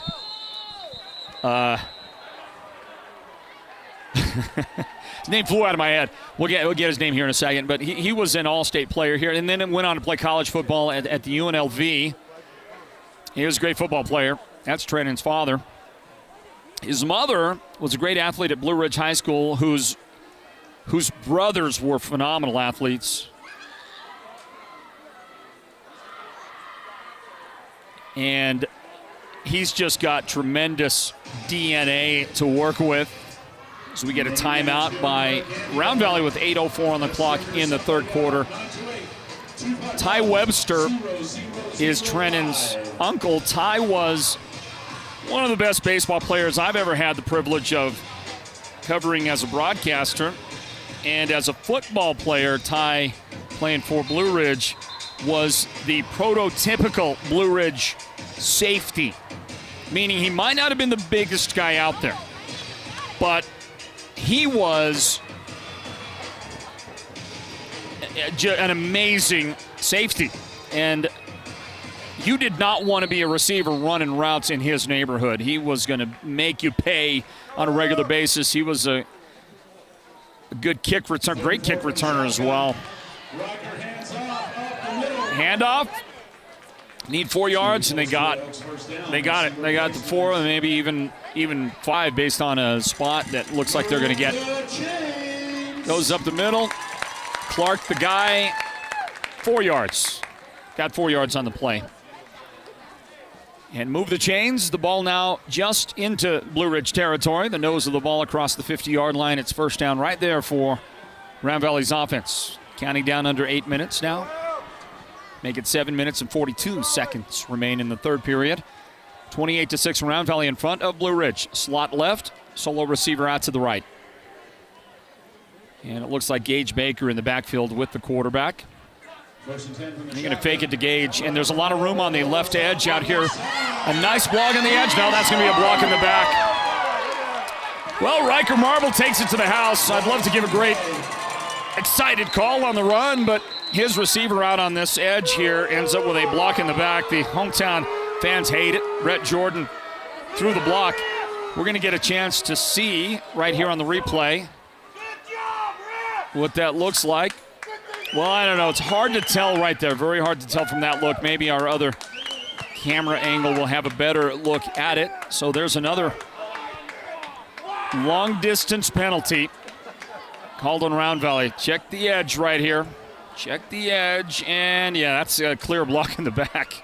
Now it wasn't a big block. I mean, he didn't blow him up or anything like that, but it's definitely a block in the back. And so the officiating crew, while they haven't made any real endeared enduring long-term friendships here in the Round Valley area. Hard to argue with the call that they just made. Are you picking that up? Are you guys hearing the ambient crowd talk here? Yeah, the crowd is not happy, that's for sure. And I understand it. Look, it's a very lopsided game when it comes to the penalties that have been assessed. Doesn't mean it's not accurate. It's just, fans hate it when it's that lopsided. It kind of feels like a football game's a football game. Everybody out there is doing what they can, and they usually balance out. It's not so balanced tonight. Here is Riker Marble the carry, and Franco Harris, along with Manny Rosales, ending up on the tackle there. And that's a 5-yard gain on the play. 2nd and 15, the ball at the Round Valley 46-yard line.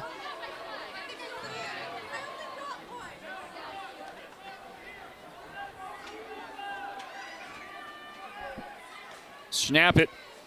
Hand it. Gage Baker breaking those Round Valley, those yellow jacket, I should say, tackles.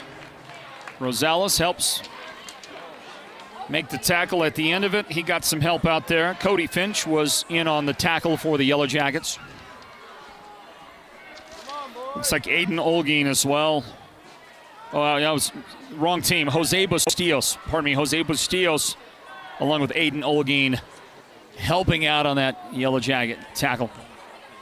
Pretty good gain. I think I got that as 8 yards. Sound about right? 8-yard gain on that last play? Yeah, it was. Clock working its way down. They'll give it. Nope. Keep it. Riker Marble. He's got room to the outside. There he goes. Across the 20 and the 10. Riker Marble to the house for a Round Valley touchdown.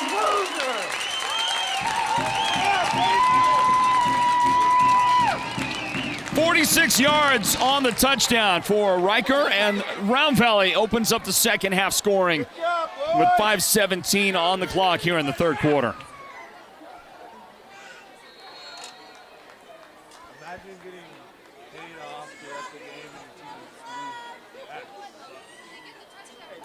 Check the kick. They've been solid on their point after tries. And that's as solid as it gets, right down the middle, split those pipes.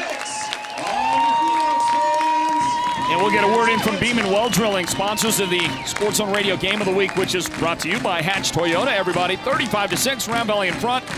Stand by, more third quarter action right on the way.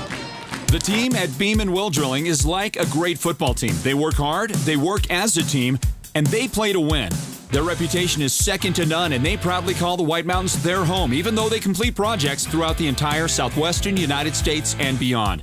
No project is too big or too small for Beeman Well Drilling, so when the time comes for you to punch a hole in the ground, remember the White Mountains' top well drilling team, Beeman Well Drilling. Call anytime, 928-205-7647. Go deep with Beeman Well Drilling. Imagine this, a professional healthcare partner that's concerned about you, your choices, your health, your safety. At White Mountain Regional Medical Center in Springerville, choice and elevating your healthcare experience is the mission of our new CEO, experienced physicians, and friendly staff. Whether you need a rapid COVID-19 test, a vaccination, or you're looking to utilize the newest MRI, CT scan, or nuclear medicine technology, White Mountain Regional Medical Center, located in Springerville, is your healthcare partner when choices matter. Thank you to White Mountain Regional Medical Center, sponsors of the Game of the Week. And also, they will present the Sports Zone Radio Player of the Game coming up. Line drive kick. Picked out of the air at the 9-yard line. Elam Antonelli straight up the middle. And he'll close in on the 30-yard line. They'll mark it down right at about that spot. And the Yellow Jackets bring the offense out here, trailing 35-6 for Round Valley on their second possession of this third quarter. They go on a 6-play, 60-yard scoring drive. But the big play was that touchdown run by Riker Marble. Great blocking and good vision by Marble as he was cutting back against the grain and seeing the running lane developing in front of him. Might have been untouched the entire way, to be honest. And once he broke it outside that right hash mark, he just couldn't catch him. 46-yard touchdown run. Our score 35-6. Round Valley in front after that. Riker Marble run. Elks lead by 29. Riker has run for 2 touchdowns, and he has thrown for a pair of touchdowns as well today. The other touchdown from Round Valley belongs to Kyle Clark. Here is a nice opening up the middle for Jay Spartan. He gains 8 yards on this one. Ladies and gentlemen, every week we like to highlight some of our educators, some of our staff here at Round Valley Unified School District. Tonight, we would like to highlight 2 individuals who are getting a free oil change in the Swear Advanced. Snap. Ball on the ground. Another miscue by the Yellow Jackets. Jay Spartan was there to make the recovery, but there's 5 yards lost. It's 3rd down and 5. Actually, not 5. Sorry, they lost 3 on the play. Pardon me on that. And for Jay Spartan, unfortunately, saving the possession for his team cost him 3 yards rushing. I mean, it's just that's the way the stats go. Sorry about that, Jace. It's a terrible price to pay for being a team player. Slot left, slot right for the Yellow Jackets. Quick throw on the slant. Seth Slaughter, good catch. Spins out of a tackle, but it wasn't able to get much more than that. They'll mark him at the 43-yard line. 8-yard gain on this pass play to Seth Slaughter. Good job on that as he kind of had to reach behind, and then he spun his way out of a tackle. And unfortunately for Seth, there comes Riker Marble in on the gang tackle. He got help from Connor Luker as well, and others as we go into 4 minutes remaining in the 3rd period. That familiar double slot to the right formation for the Yellow Jackets. A single running back flanking Luke. Here's a pass, try to set up the screen to Seth Slaughter. Deciphered nicely by Trayson Merrill in Round Valley. Well, that is going to end up being a 1-yard gain, is all that the Yellow Jackets can muster on that play. The ball goes to the 45-yard line. Look, the Yellow Jackets, it's a clearly you've seen that look, that setup, that screen look to the outside a lot. It's run in the NFL much more now. College football been running that a lot. Certainly nothing about that doesn't represent good play design and good offensive strategy. The problem is that the Yellow Jackets aren't getting stuff out quickly enough. There is an opportunity, by the way. You had Elam Antonelli. He was open on that sideline. Would have been a nice pickup for the Yellow Jackets. Instead, incomplete, and it brings up 3rd down and 9.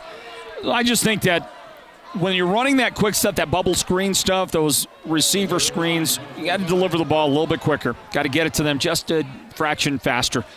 And then you'll start to see some more things develop. Here's the comeback. Antonelli this time makes the catch, and he's got 1st down yardage. Hey, look at him. He did not want to go down. And a spin ahead.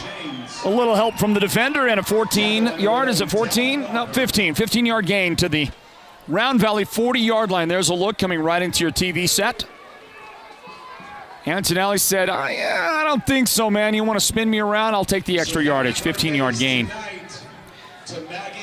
And a decent possession coming together for the Yellow Jackets. 2:40 on the clock. Counting down here in this 3rd period. 35-6 our score. And confusion in the backfield. Barton went one way. Barton zigged when he should have zagged. And Luke Berlin was in very unfamiliar territory. If you know anything about Luke, running the football is not going to be on the menu. It was like he was ordering a French dinner, something like that. Had no idea what was coming his direction. 2-yard loss on the play for Luke. 2 minutes now remaining in the 3rd quarter. Have you checked in on our YouTube broadcast? Go check it out. And if you're there and you get on the chat with us, as we see a toss made and a catch made on the sideline by Elam Antonelli, well, that's going to be a 10-yard gain. That's a nice bit of chunk yardage for the Yellow Jacket offense. Luke planted through before Elam got out of his cut. That's the way you do it right there. Nicely executed by the freshman quarterback. 3rd down and a couple coming up for the Jackets. They are working from the Elks' 32-yard line now. Barton up the middle, and Jay will determine the get moved down. And for Blue Ridge, that now officially in this game becomes their longest offense. They want to throw, but they'll not get that chance to throw because the timeout was taken before the snap. The Yellow Jackets spend their first second-half timeout. They have 2 remaining. The guys on the other side, the Elks, the Sports Zone Radio Game of the Week. Worth received his medical one, White Mountain Road in show. Sports writer for the update a while back in the Mogollon-Joseph City playoff game. At halftime, Mogollon was leading Joseph City 55-6. John also said his favorite Halloween candy was the chocolate payday.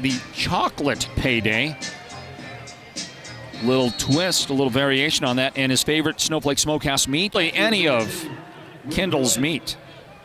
You gotta love Kendall's meat. First down and 10 for the Yellow Jackets at Round Valley. Defensive play for Round Valley. Again, the ball hung up too much. Antonelli came over. What was a pretty good possession developing for Round Valley ends up being, for the Yellow Jackets, ends up being a turnover. And for the Elks, they are going to work from their own 3-yard line with the football. First time they've been anywhere near this place on the field to start any of their possessions. But then a marker comes out, and the Yellow Jackets commit their second penalty of the day, just their second, for 10 yards. First one was a 5-yard penalty. This one is also a 5-yard step off by the officials. First down and 5 now, the ball at the 8-yard line. They give it. And I think that's Gage Baker who gets the football. It was Gage. Gage got to the 10-yard line. Didn't get much. That's just a 1-yard pickup. Good defense coming together on that play. For the Yellow Jackets, Noah Chi helping out at the point of attack. Second down and 3. 38 seconds remain in the third period. From the shotgun, Riker Marble. Chi on the edge, and Noah Chi with a sure tackle. That's a great job by the youngster. Noah's just a sophomore. And like so many of these Yellow Jackets, very, very young. A lot of sophomores and freshmen get playing time for this team. And here is, though, the headline and a moment of real concern, and that is that Riker Marble gets hurt right there. Hard to tell what might have happened, but he is in pain, and he's on the ground, and he's yet not getting up. You look at that hit. It doesn't look like anything too... Well, I was looking up in his upper body. Now they seem to be looking at his right leg.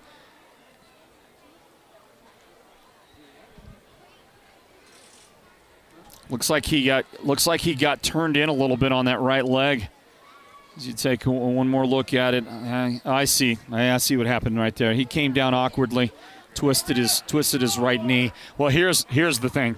All right, Riker's a great dude, great kid. We love Riker Marble, and you never want to see him get hurt. He is the engine that makes this Round Valley offense go. Yeah, they need him. They need him healthy. And the playoffs are next week. And we need to just all hope that he is okay. They're looking him over. That is Dr. Brimhall right there, taking a look at his knee, an orthopedic surgeon here in the White Mountains, a guy that has handled, he did a hip replacement for my father and did a tremendous job on that. He handled my son Noah's broken hip, took care of my son when he broke his hip, and also currently handling my young son David, who broke his leg earlier this season playing football and is trying to get back and recover. And maybe even David plays next week. But right now he's taking a look at Riker Marble, and Riker's in really good hands with Dr. Brimhall. Love that guy. Riker's on his feet. Gingerly on that leg. Coach Baca going to give a hand to get him off the field. Is that Coach Merrill as well helping out? Let's all say a little prayer for Riker Marble. Hope he is okay. Such a valuable asset to this team. Much needed by Round Valley, and we'll see. Hope that he is okay. 20 seconds remain here in this third period, everybody. After Marble went down at the 6-yard line, that's where the Yellow Jackets defense will set themselves up to try to get a stop on Round Valley. The Elks are looking at 3rd down and 7 from that spot. I wonder if we might get an update from our friend John on that Mogollon-Joseph City playoff game. That game might be closing out. They might be getting close to the end of that one. It might end early. There was a running clock going, I'm sure, on a 55-6 halftime lead. So that second half might burn through pretty quick, and Mogollon is going to be advancing to the next round of the playoffs. Final seconds ticking off. 5 seconds left in the quarter. They're just going to let the time run out and give us an opportunity to head out at the end of this third quarter and get you all ready for the fourth quarter of activity from the Round Valley Dome, everybody. Well, the final regular season game for the Elks has been going extremely well with a 35-6 lead, but they've, for the moment, lost their quarterback, and let's hope he's okay. Round Valley going to work on 3rd down when the fourth quarter begins. In a moment, we'll flip the field and resume with the Sports Zone Radio Game of the Week, presented by Hatch Toyota. Right after this, everybody.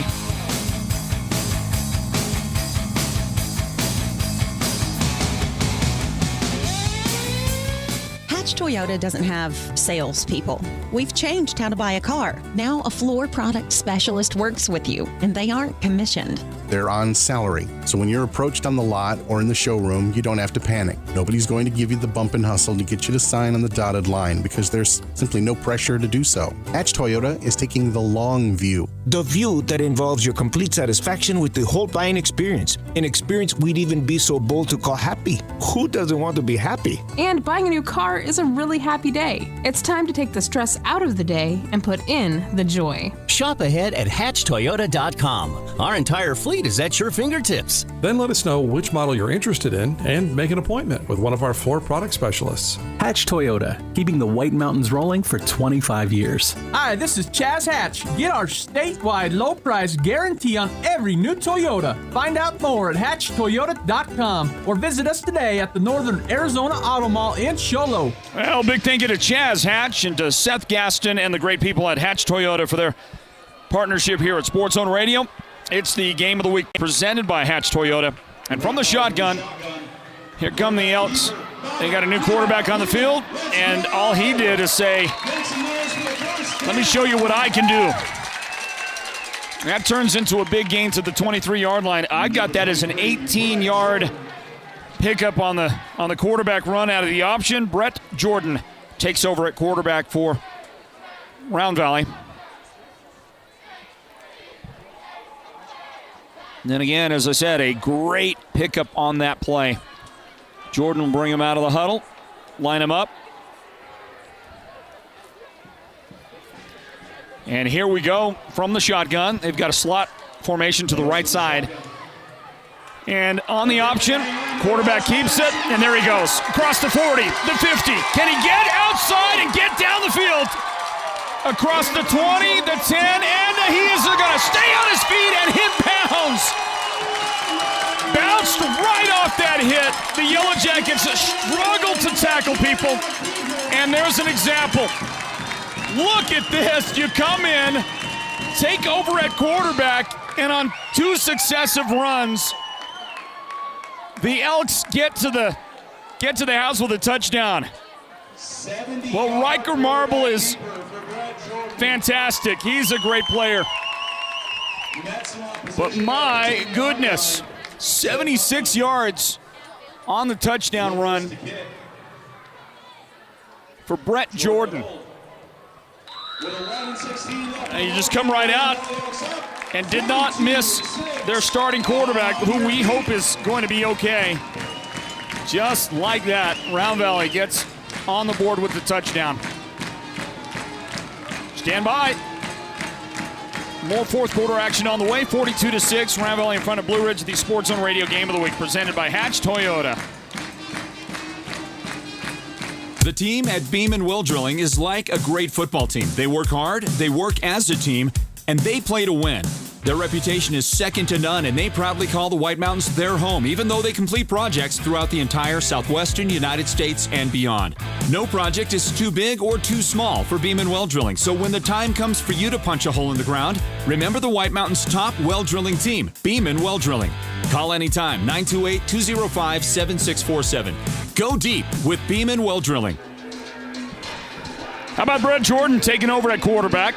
He runs 2 plays, back-to-back plays, and I've got that as a composite 94 yards rushing on his first 2 plays from scrimmage as the new quarterback here in the fourth quarter.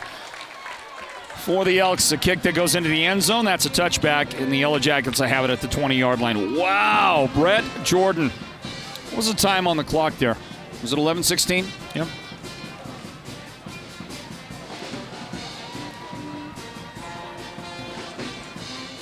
Well, you lose a great quarterback like Riker Marble, at least momentarily, and you got a guy like that coming in off the bench? That's a luxury most teams do not have.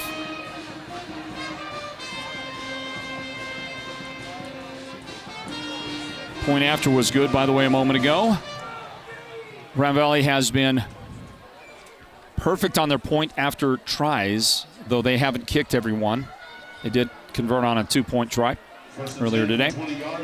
Again, 42-6. Was that confusion in the backfield? Jay Spartan ended up with the ball and a 2-yard loss as well.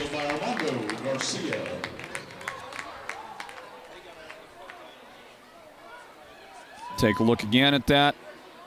Just looked like a little bit of confusion, and then there was really nowhere to go for Jace. Jace lost 2, second down and 12. Straight ahead.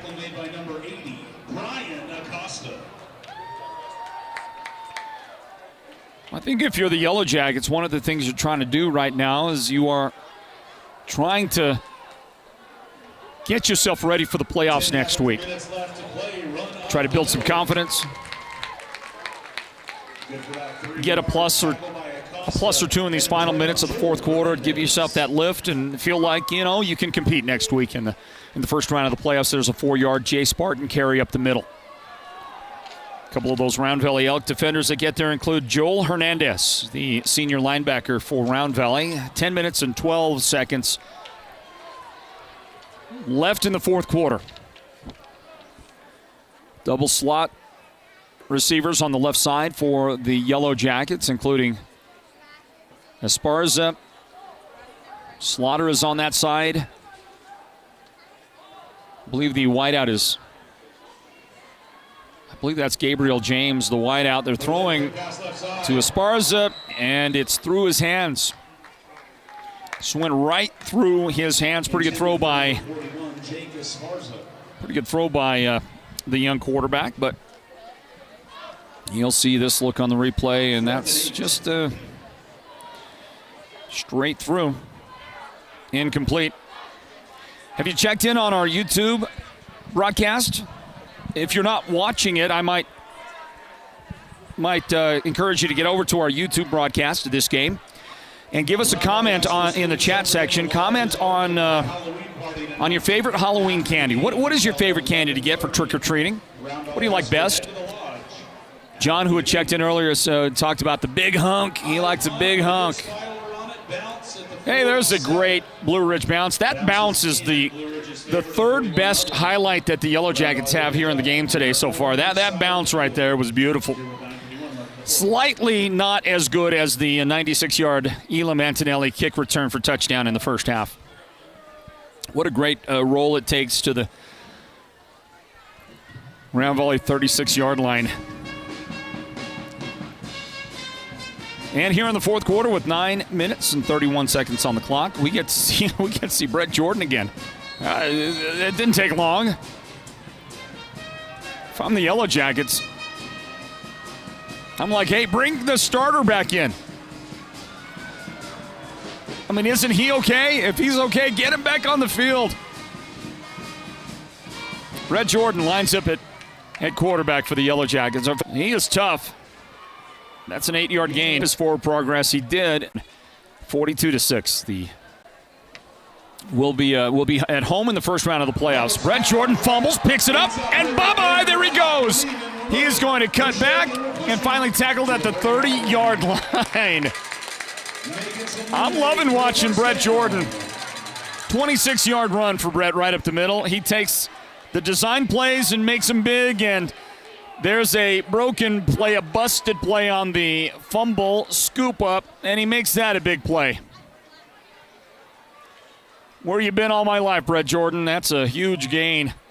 And he gets it to the Yellow Jacket 30-yard line. 8 minutes and 20 seconds remain.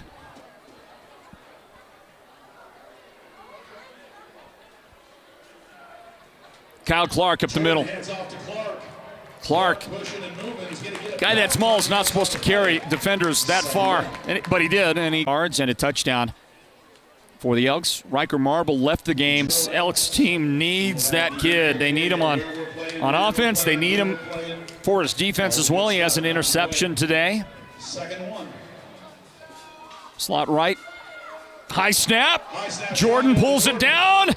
And for once, can't do anything with it. Jake Esparza getting there first for on a high snap. Got there in a hurry. 7 minutes remaining here on our final Friday night of regular season football for the 2022 football season, everybody. Third down, 11. Well, third down and 12, really. Jordan flips it out. Kyle Clark cuts it back against Round Valley. Somebody got a block that the referee took exception with on that play. Or approximately, yeah, it was the 28. So now it's third down and long. Third down and 18 for Brett Jordan and the offense.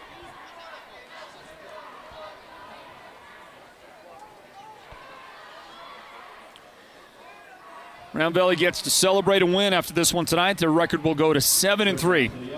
They were ranked number 7 in the state. There is Trayson Merrill moving early from his right tackle position. Guess what they were going to do? They were going to run. They were going to run to the right, weren't they? Or to the left. Trayson was trying to get there quick. Get a little leverage on the best defensive lineman that the Yellow Jackets have. That's Aiden Olguin. But they'll mark another 5 yards back to the 42-yard line. Third down and 22 now for the Elks. And with Brett Jordan, that's not a bridge too far, I can promise you that. High snap, it's on the ground, and it's recovered by the Yellow Jackets. Jace Barton gets on top of it after it was initially bumped back there by his teammate. I don't know who that 23 is. We don't have him on the roster, but the Yellow Jackets get a little relief right there from the Brett Jordan show on that fumble that they recover. So it's been rare tonight for Round Valley to make a catastrophic mistake, and it's only catastrophic for a brief moment, trust me. They would have to put together a string of those, many of those, for there to be an actual game catastrophe. It's just not going to happen. Ball right out in midfield, 50-yard line after Barton recovered the fumble. Empty backfield and a shotgun set for cool hand Luke Berlin. He gets it back to Seth Slaughter, and that thing fell apart fast, and it went from bad to worse quick, and Slaughter is hit for a 10-yard loss.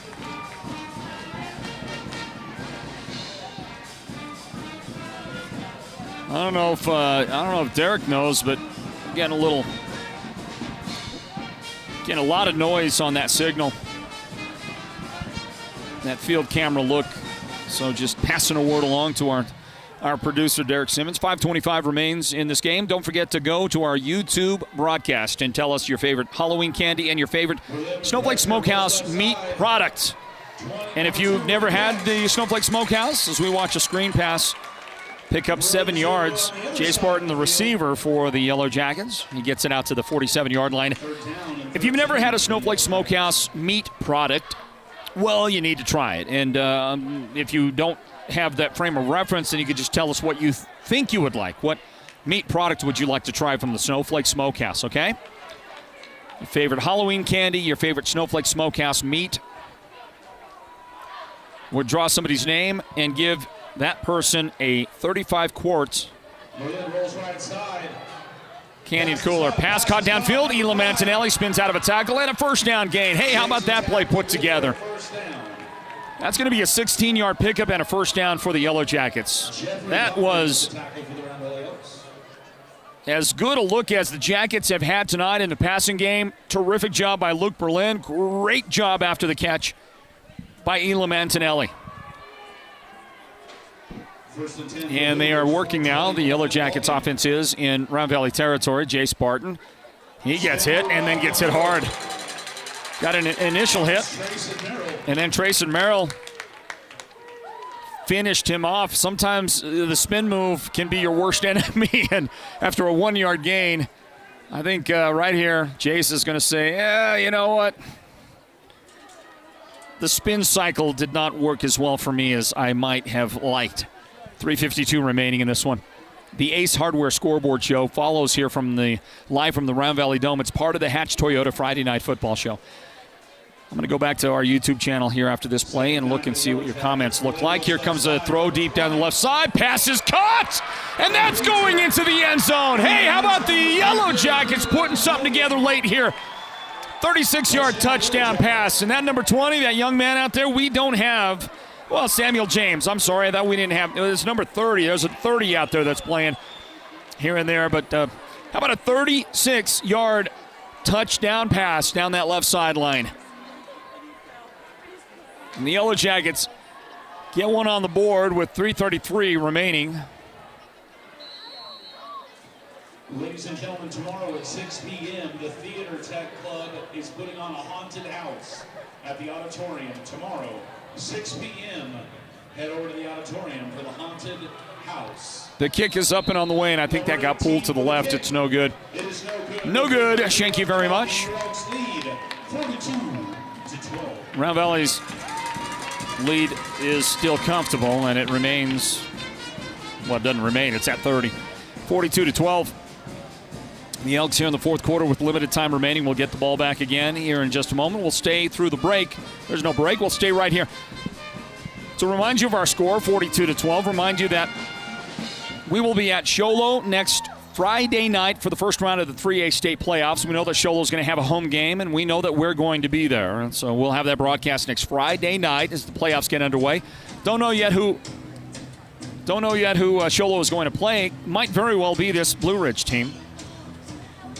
And we'll find out all of that tomorrow. The AIA will release their brackets tomorrow mid-morning sometime. We'll find out what the 2A playoffs are going to look like. How about the Holbrook Roadrunners lining themselves up?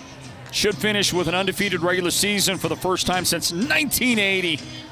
Lining themselves up for back-to-back home playoff games. Congratulations, Holbrook. Go Big Red! Congratulations, Roadrunners, on a great season. St. John's going to the playoffs, and they'll find out where they're going to be seated in the bracket. I think Holbrook's going to finish number 3, but see where St. John's gets seated in the bracket for the playoffs coming up.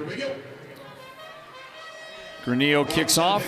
Something rare we've said today. Rare Yellow Jacket kickoff. Kick return. Dallin Walker stays on his feet across the 30, and he's hit at the 33-yard line, driven back from that spot right there.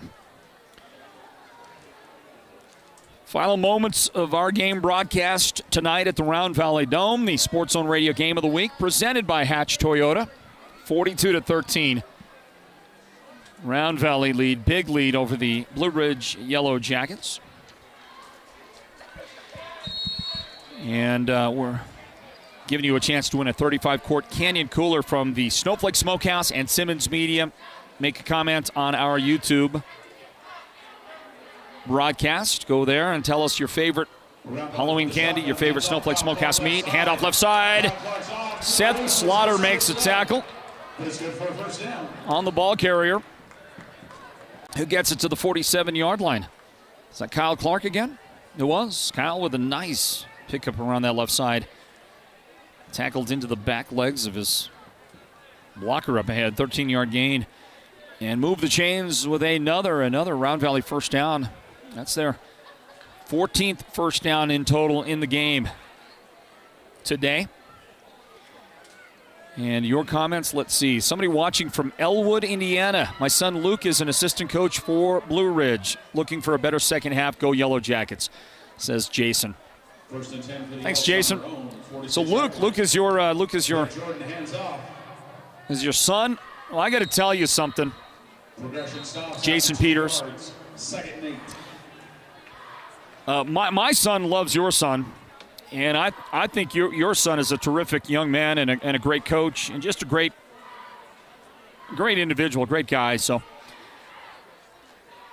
though it's on the interwebs and at distance and all that kind of stuff, I'm happy to make your acquaintance, Mr. Peters. 2-yard gain, second down and 8.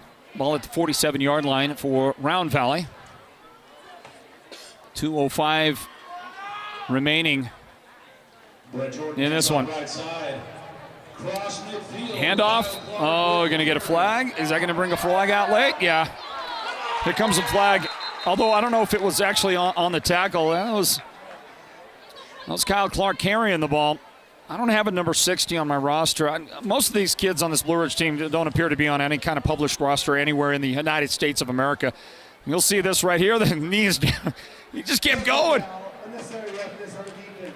Didn't hear the whistle, I'm guessing, okay? It was a 2-yard gain, and then they'll tack more onto the end of it with a personal foul, the unnecessary roughness. And that may be the first penalty on Blue Ridge today that is greater than 5 yards. Only the third penalty overall today, right? 3 penalties on the Yellow Jackets. This one a 15-yarder. Wow, that's huge. I think Round Valley's got... Well, he got a handful of those 15-yard varieties today. Still 42-12, a minute 44 left in this one. High snap, Gage Baker up the middle. Trying to hang on. Aiden, is that Aiden? Olguin there? Yeah, he grabbed an ankle and hung on tight. 5-yard gain on the play for Gage. Other comments. Let's see. Somebody said a tomahawk and a big hunk. Love a tomahawk for Halloween, or rather a big hunk. Sorry about that. How'd you like that? Knock on the door, trick or treat, get a tomahawk, all grilled up, delicious. No, I don't think so. The big hunk. That's what I'm talking about right there. That's real candy. That is real candy. The big hunk. There ain't nothing that ain't real about that. That's authentic candy. Here's a handoff, and here's a nice run after contact. And a gain of 11 yards on that play right there. And a lot of that gainage was with defenders hanging all over that running back. We'll see if Coach Baca continues to run his offense here in these final 44 seconds of the game, 43 seconds. I think he's going to get up under center, take a knee now, isn't he? Yep, yeah, that's what they're going to do. Brett Jordan will take that knee down. They don't have to snap it again. That's it. There's a 40-second play clock, and he snapped it with 34 seconds, kneed it down with 34 seconds. That'll be it. That'll be your game. The Elks engineer a great regular season win over the Blue Ridge Yellow Jackets, 42-12. And the Elks will get themselves ready for the first round of the playoffs. They'll be hosting a playoff game next week. Don't know who they'll play, but they should at least stay at number 7, maybe even jump to number 6. That'll leave them at home next week. For the Yellow Jackets, who came in ranked number 13, today's loss, well, after the loss, you can bet they're probably not going to go up in the rankings. We don't think, anyway. Maybe they go down a little bit. A wrestling match going on the field right now between some spectators, and I have no idea if that's a real wrestling match or if... Yeah, that's a real wrestling match. Wow, that is getting very physical down there. Yeah. So, what in the world was that? Oh, okay, a couple of high school kids is what that was. That's pretty classic. All right. For a second there, the one kid has hair. I thought he was. He's got that gray hair. I thought he was an older dude. Oh boy. There's a way to finish the game tonight. Anyway, we'll continue our discussion here in our postgame and on the upcoming Ace Hardware scoreboard show about the playoff picture for tomorrow. I'm going to get some comments from Derek Simmons a little later on the scoreboard show about the playoffs tomorrow. There's the head coach, Brad Baca. We'll speak to him in a little bit. He'll take us in the third quarter, right there at the end of the intercepted a pass. Strong, not everybody.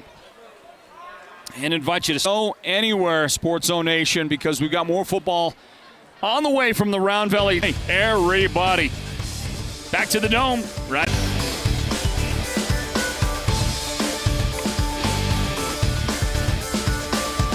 Hatch Toyota in show. $1 minimum towards a quality late model low mileage car, truck, SUV, or new in stock Toyota. The bumper's held on by duct tape. The duo on it. You don't want it. You don't need a cash down payment. Toyota Mountains rolling for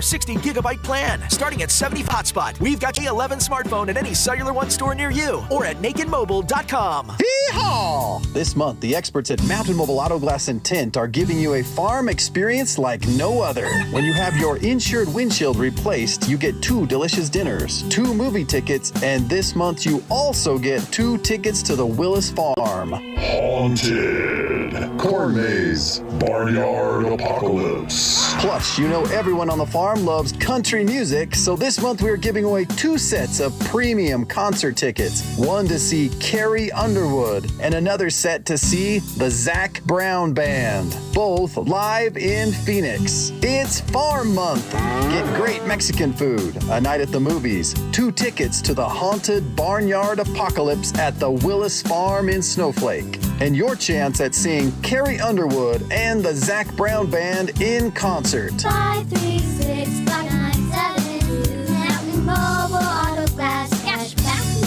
you. Woohoo!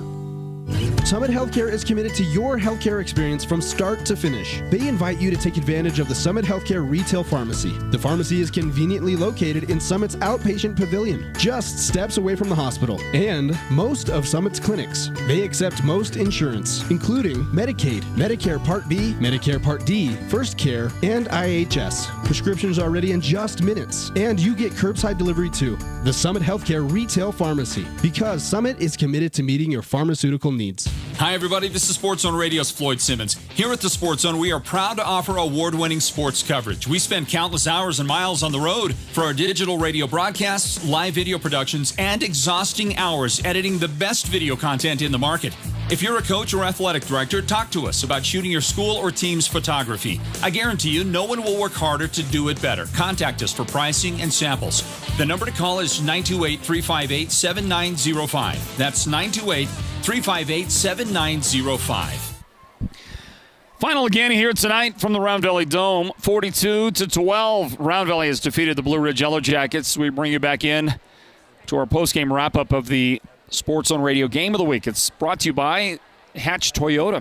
Everybody, welcome back in. Take you through the scoring in this one tonight. It began in that first quarter for Round Valley on their opening possession. They reeled off a 7-play, 45-yard scoring drive, and with 3:56 on the clock in the first quarter, they got their first points of the game. It was a Riker Marble 3-yard touchdown run, and the kick was good to make it 7-0. Round Valley in front to start this thing out. The next time Round Valley got the football, they put more points on the board. This time an 18-yard touchdown pass from Riker Marble to Jordan Elmer. The kick made it 14-0, and the Round Valley Elks were off and running. A few minutes later, Riker Marble intercepted. Let's see, Riker intercepted a Blue Ridge pass, and that got turned into points. An 8-yard touchdown run for Kyle Clark at the end of that one. And in the first half, with a 2-point conversion successful, it was 22-0. 22-0. Round Valley the lead. The ensuing kickoff was returned for 96 yards by Blue Ridge's Elam Antonelli, and it was beautiful. Middle wedge, right up the middle, got some good blocking, made a couple of guys miss, and then demonstrated terrific speed as you got into open field, and Round Valley had nobody to catch him. Elam Antonelli, 96-yard touchdown run today on that kick return. Absolutely the highlight of the night for the Blue Ridge Yellow Jackets. And the first of two scores that they would have on this one tonight. 22-6 was the score after that. Then Round Valley scored one more time before halftime. A 34-yard touchdown pass with a minute 53 remaining in the half. Riker Marble connecting with Jordan Elmer on that 34-yard touchdown score. The kick was good. That was the second touchdown reception for Elmer, who then was ejected from the game with his second personal foul. But that made it 28-6 at halftime. Round Valley in front. The Elks scored again in the third quarter with 5:17 on the clock. This time, Riker Marble, a 46-yard touchdown run. The kick made it 35-6. The Elks scored their final touchdown with 11:16 left in the fourth quarter. A 76-yard touchdown run by Brett Jordan. Jordan came in after Marble was injured right on the, maybe in the last play or the second to last play of the third quarter. It was the second to last play. They didn't really run a play after that. They let the clock run out and then started the fourth quarter with a new quarterback. That was Brett Jordan. And Jordan went off on an 18-yard run on his very first snap from scrimmage. And then on the next play, he ran it 76 yards for a touchdown. Brett Jordan, on the strength of 94 yards rushing on two plays on that drive in the long touchdown run, gets himself into the discussion for the Sports Zone Radio Player of the Game. We're not giving it to him, but you could make the argument he was deserving of some accolades of some kind. But Brett Jordan comes in to take over at quarterback and quickly silences any Blue Ridge hope of taking advantage of a backup quarterback, because that happens a lot, right? Well, it didn't happen tonight. Brett Jordan was more than a capable guy coming in and filling in for the starter for Riker Marble. So, and by the way, our thoughts and prayers are with Riker. We hope he's okay. He awkwardly went down on a tackle, twisted his knee, and certainly hope that he is going to be all right. Round Valley, they need him, desperately need him for the playoff run that is ahead of them next week. So that touchdown for Brett was the final score of the night for the Elks. The Yellow Jackets would add a touchdown with 3:33 left. Luke Berlin threw a beautiful pass connecting with Samuel James down that left sideline. Just a gorgeous pass. Samuel got a step on the defender, caught it in stride, and then wasn't caught by the defender after that. 36 yards on the hookup from Luke Berlin. The kick was no good, and that was our final score, 42-12. A 3A Northeast Region victory for Round Valley. They are now 7-3 on the season. The Yellow Jackets end the season at 500. 5-5 record for Blue Ridge, and you ask yourself what could have been if they didn't have the injuries they had this year.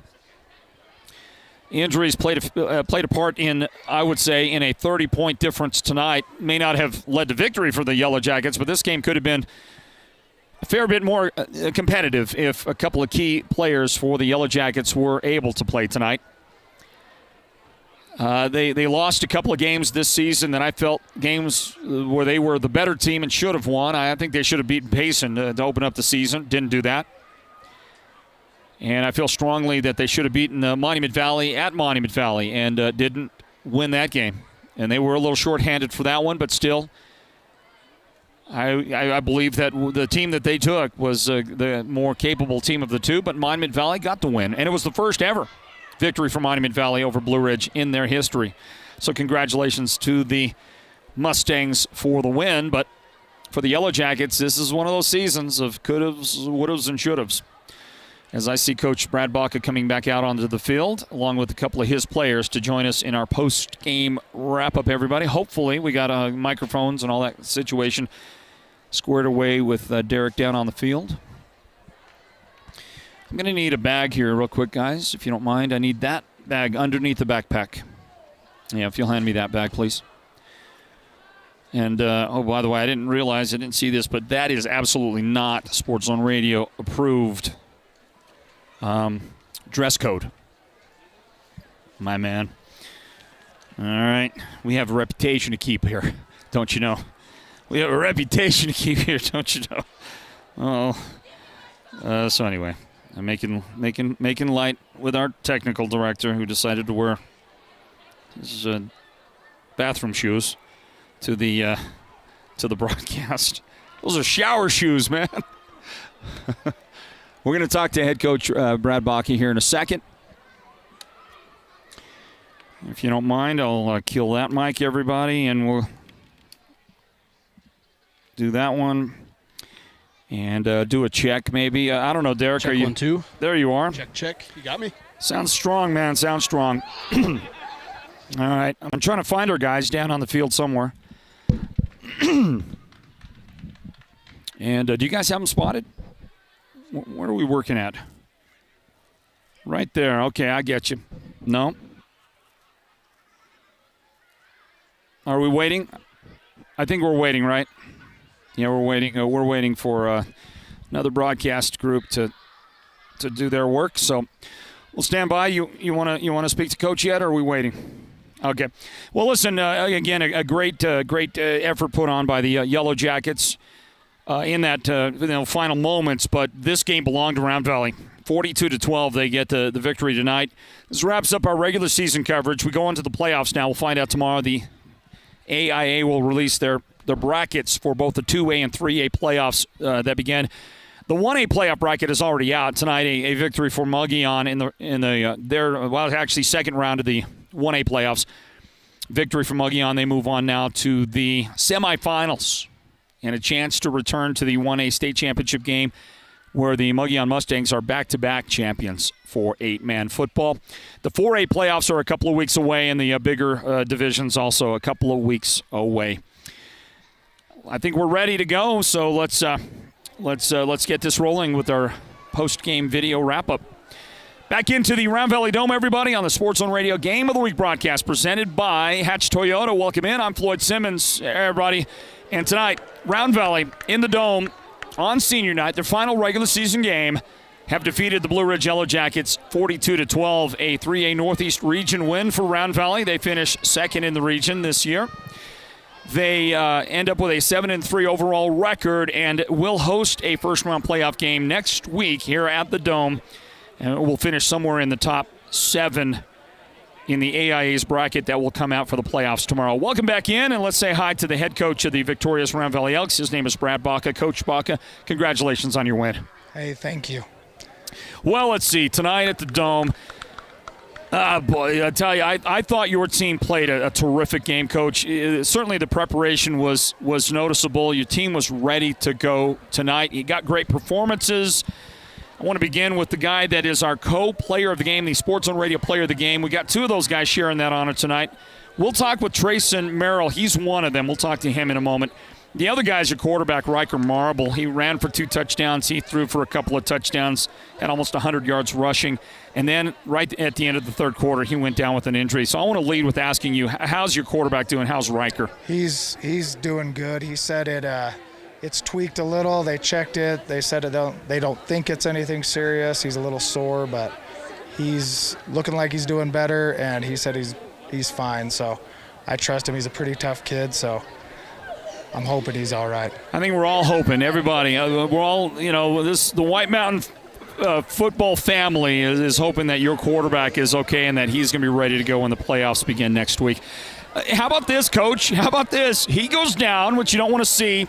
You start the fourth quarter with, your backup quarterback, Brett Jordan, and Brett runs off. He reels off an 18-yard run on in his first snap, and then the very next play is a 76-yard touchdown run for Brett Jordan. Your backup guy comes in, and he lights the place up. Yeah, I mean, I can't say enough about Brett Jordan. He's one of those players that no matter what, I mean, he had a big catch down earlier in the game where he jumped up and went over a couple of people, caught the ball.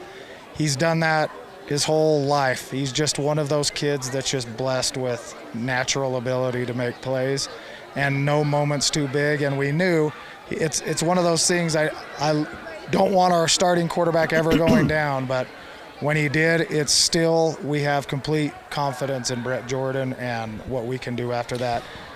So yeah, what a job by that young man in relief, and it's a luxury to have a guy like that to take your snaps if your starter is going to be down for any period of time. So good for you, Coach. Good for you, Coach. How about Kyle Clark? How about your running back? Here's a tough guy. I mean, I don't know what Kyle checks in at, but he can't be more than $150. Yeah, he's like 145. Yeah, and I mean, he's had an older couple brothers, and they just play football 145 pounds.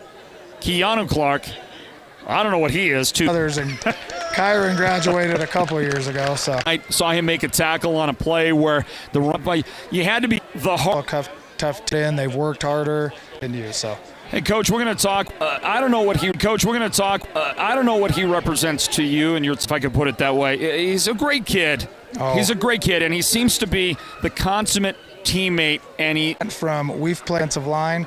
I'll do whatever is going to. He's one. Mountain Regional Medical Center. I mean, how many measurables are there? I guess you could count the pancake blocks from time to time, but hard to count up the measurables on offense. But he's there out there opening holes for you guys, doing a great job up front. Defensively, influencing things, getting in the passing lanes with his hands, knocking passes down. Of course, making tackles and disrupting the other offense. And here's a guy that I'm sure you count on to be a difference maker out there on defense. Oh yes, he does so much on defense. That's another thing. We moved him from defensive end. We kind of changed some things up on defense. He's playing outside linebacker, and him and Brody Ziegler, both of them, had to move out, and both of them are doing a great job making plays. So I can't say enough about this whole team. They've bought into those things of sacrificing, doing what is needed, and stepping up when their name is called. So I can't be more proud of these guys. Coach Brad Baca of the Round Valley Elks is with us in our postgame wrap-up. A victory for Round Valley tonight, 42-12 over Blue Ridge. Coach, it's really hard to get a good read on what the bracket's going to look like tomorrow when it comes out from the AIA. But have you done some speculating? What do you think it looks like for you and the Elks next week in the first round of the playoffs? I've done this a lot where I've tried to figure out what the AIA is doing with the brackets, and I am usually wrong. So I don't even know what to think. I don't know what to guess. 7th or 6th is my best guess. I don't know. Yeah. But, I mean, it looks like anywhere we are right there, we're going to have a tough first round. Payson's right there, Mojave. There's a lot of good teams in that mix right there. So it'll be a tough first-round matchup, whoever we play, but we'll be ready. Yeah, the Elks are ready, huh? We will be. All right, Coach. We'll let you go. We'll give you the floor for a final comment on your victory tonight. I'm just proud of these kids. I'm proud of this community for coming out and supporting us. The support we get in Round Valley is amazing. All these kids and all the people all the way down to Little League, junior high, that what they do for football, I appreciate all of them, and I appreciate you guys for covering high school football, and all you guys do too. So thank you.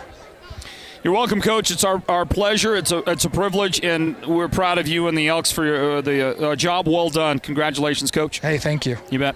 Brad Baca, the head coach of the Round Valley Elks. Final score 42-12 in this final regular season game of the year for these two teams. Round Valley has defeated the Blue Ridge Yellow Jackets. They finished 7-3. Do the Elks, and they're ready for a first-round playoff game at home in the Dome next week. This is the Sports Zone Radio Game of the Week presented by Hatch Toyota. Football fans, we thank you for being with us in our post-game wrap-up of the Game of the Week.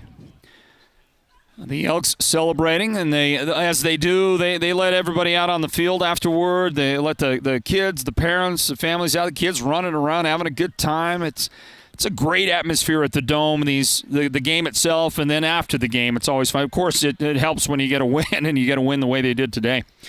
Let's talk to one of our players of the game now here in our post-game wrap-up, everybody. Of course, we reintroduce it because we're shooting video on this, of course. So let's do that again. Back into the Round Valley Dome. Sports fans, for a great finish tonight for the Round Valley Elks. They finish up the regular season, get themselves ready for the playoffs, which are next week. And this Elks team is going to have a home playoff game. They beat Blue Ridge 42-12 as we bring you back in and also bring on one of our Sports Zone Radio players of the game. We had co-players in this one tonight. Riker Marble, the quarterback, he got hurt at the end of the third quarter after 93 yards rushing and running for 2 touchdowns, throwing 2 touchdowns, and intercepting a ball on defense. Played a great game. He's one of our players of the game, but we don't get to speak to him. He got hurt there. at the end of the third quarter. We'll talk to his co-player of the game. It's all presented by White Mountain Regional Medical Center, everybody. And this young man on our screen here on the live shot is that co-player of the game. Trayson Merrill joins us now. Hey, Trayson, how you doing? I'm doing good. How are you? I'm great. Congratulations on a great win for you and the guys. Thank you. Well, Trayson, do appreciate you spending some time here speaking to us in the postgame. I didn't realize something. Trayson, you're a senior this year? Yeah, I am.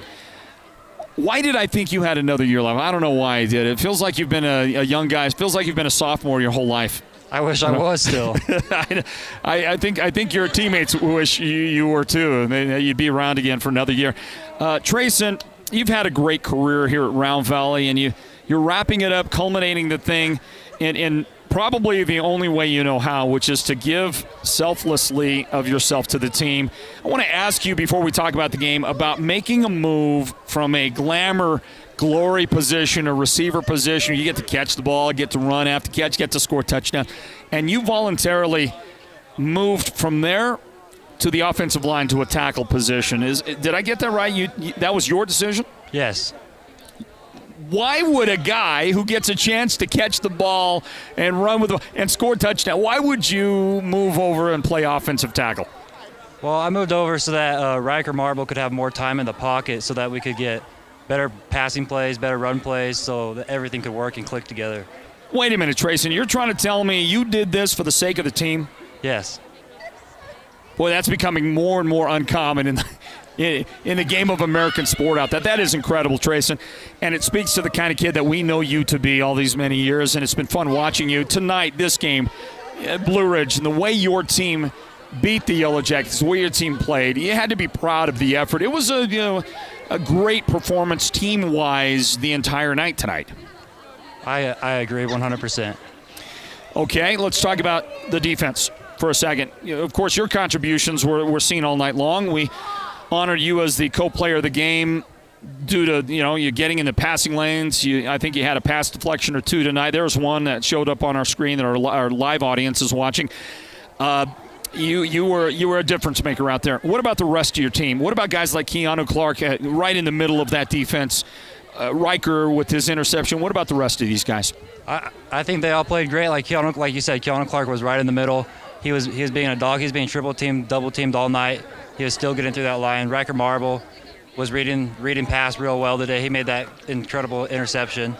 And then we got Pablo making that big tackle, Brody making big tackles. It was just a great night for us. Pardon me for a second. Trayson, Brett Jordan took over at quarterback, and he made a couple of great plays on offense, but I'm going to stick on the defensive side for a quick second.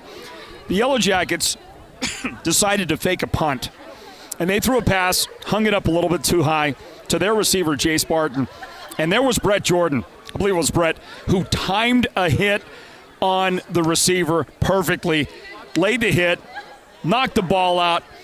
I mean, the celebration on that special teams and the sideline had to be big when he made that hit, yeah? Oh, yeah, it was amazing to watch that. That was awesome. It probably gave us even more motivation to keep playing.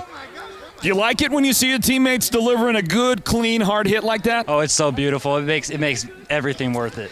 That's why we play this game, isn't it? Yes, sir. Yeah, we love it, yeah. On the offensive side of the ball, your quarterback, Riker Marble, you've mentioned him a couple times. He was the co-player of the game, put up some really good numbers. Is he doing okay? I mean, does it look like he's going to be all right? Yeah, he's walking around. I bet he's going to be a little bit sore tomorrow, but I bet by Monday he'll be back. So next week you start the playoffs. You got this team collected around you. It's your senior year. Last chance. Go into the playoffs and make some noise, do something. How do you feel about the guys, and what's the brotherhood going to be like as you guys get the playoffs underway? I feel like our brotherhood's gotten real tight. Like we all love each other so much, and I feel like as we go along, game by game, it's just going to get better and better, and we're just going to keep playing hard for each other. Trayson, are you soaking in all these final moments of your high school playing days? Yes, it hit me hard tonight, walking out on the field today, senior night and everything. I was like, wow, I don't have that much more games for high school football. Do you love being a Round Valley Elk? Oh, it's the best thing that has ever happened to me. Yeah, that's good stuff, man. We love watching you, and we wish you the best. Okay, good luck next week. Thank you. All right, there's one of our co-players of the game, Trayson Merrill, the senior out there doing doing a good job leaving everything on this field for the Round Valley Elks, and his team gets a win 42-12 tonight. Trayson, along with the quarterback Riker Marble and his marvelous night at quarterback, are our co-players of the game. It's presented by White Mountain Regional Medical Center. And our post-game wrap-up continues on here from the Round Valley Dome, everybody. Sports fans, Sports Zone Nation, thank you for indulging us and spending your time with us here tonight as we work at getting some of these guys going on. Pardon? Oh, this is Pablo? Okay, we'll okay, got it. Okay. Well, throwing us a curveball. I didn't know who we were going to speak to at the moment, but I think we got our guy. All right, we're going to continue and speak to another one of these great seniors on the Round Valley team. We're going to talk to Pablo. Right, Pablo? Shake your head, yes. That's you? Yes, sir. All right, here we go.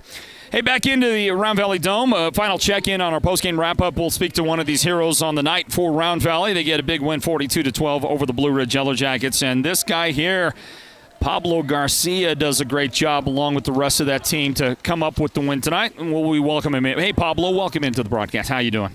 Hola, ¿cómo está, señor? Yeah, here we go. All right. I'm not going to be able to fire back too quickly, okay?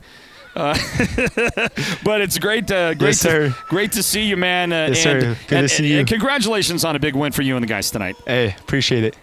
Well, let's see here.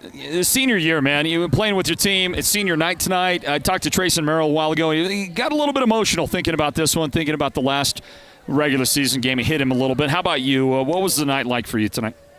Well, it's been a long journey. It's been a long ride, and I don't know. It's getting closer to the end, but I love every moment of it. You gonna miss playing in this big, spacious, cavernous place here, the Dome? It's gonna be crazy when I leave. Well, I'm gonna miss it. You're gonna get at least one more chance. You'll get a home game in the playoffs next week, and I'll ask you about that. But first, talk to me about the way your team played tonight, a 42-12 win, and in most facets of the game, you guys were in control and shut down the Yellow Jackets. How did you feel about the guys and the team and the performance tonight? I mean, we took good care of the ball, so that's what won us the game. I feel like our defense played good enough to stop the other team, but in all reality, that was a good game. What is it about Round Valley? What is it about the program, the culture of football? The way, I've always, to me, Round Valley is always physical. Round Valley is always fast. Round Valley is always small, but Round Valley is always up to the challenge. Well, what is it about the football program? I mean, there's something that we work together as a team, and just like the bond, and everything comes from the heart as we talk, and that just makes us believe in each other more and play to our ability. So I feel like that's what it's at. So in your years and your time of playing and being a Round Valley Elk, is there a moment or two that come to mind, special things for you about that you can look back on and you'll remember for the rest of your days? Too many. That's good, and that is a good thing. Your guys out there on the field, Pablo. Yes, sir. Defensively, I want to talk about that. We talked to Trayson a moment ago. Trayson had a great game on defense. Riker with the interception played great. Brett Jordan with the huge hit on that fake punt, right? And just guys across the board. We mentioned Keanu Clark at his nose tackle position is just he bottles things up in the middle. Are you proud of your defense? You proud of this Round Valley? That side of the ball. Oh, every boy's incredible in that side of the ball. I can't speak enough on them. I mean, we all work hard enough and we get it done. And how about you, Pablo? How about you and your role with the team and what you feel like you have to do to be the biggest contributor you can be with the Round Valley team? Just keep the team moving, keep the team going, and have a great attitude and just stay positive. That's what keeps me going and the team going. So I love it. In the Dome, we're going to savor these moments. Yeah. It's good stuff, man. And him and his team, 42-12, they defeat the season here in 2022, everybody. The Sports Zone Radio game. Let's look at the statistics on this one.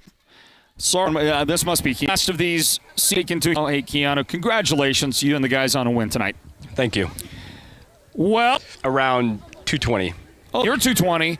You got a brother on the football team. He was running the football. Yeah, summer. And you guys are brothers. What's that like? Well, it's different from here. When we're on the football field, I always look out for him. Usually I let him have it because he needs it. He needs it. No doubt about it. How about this? You're up there anchoring, locking down that front line, nose tackle. I'm watching you tonight, and I mean, Keanu, you're like the immovable object out there. It's hard for offensive lines to get you out of the way. How much pride do you take in the role you play right there at the spearhead of that defense in the middle at nose tackle? I don't like to focus too much on myself. I have a job to do. All I do is execute that job, and hopefully everybody else executes their jobs, and most importantly, I just make their job more easy. Okay, then how do you like that job? How do you like playing nose tackle? It's different. It's fun. You get contact every play. Every single play. Yep. Every single play. And you're right in the middle of it. I mean, the guys are coming at you from all directions.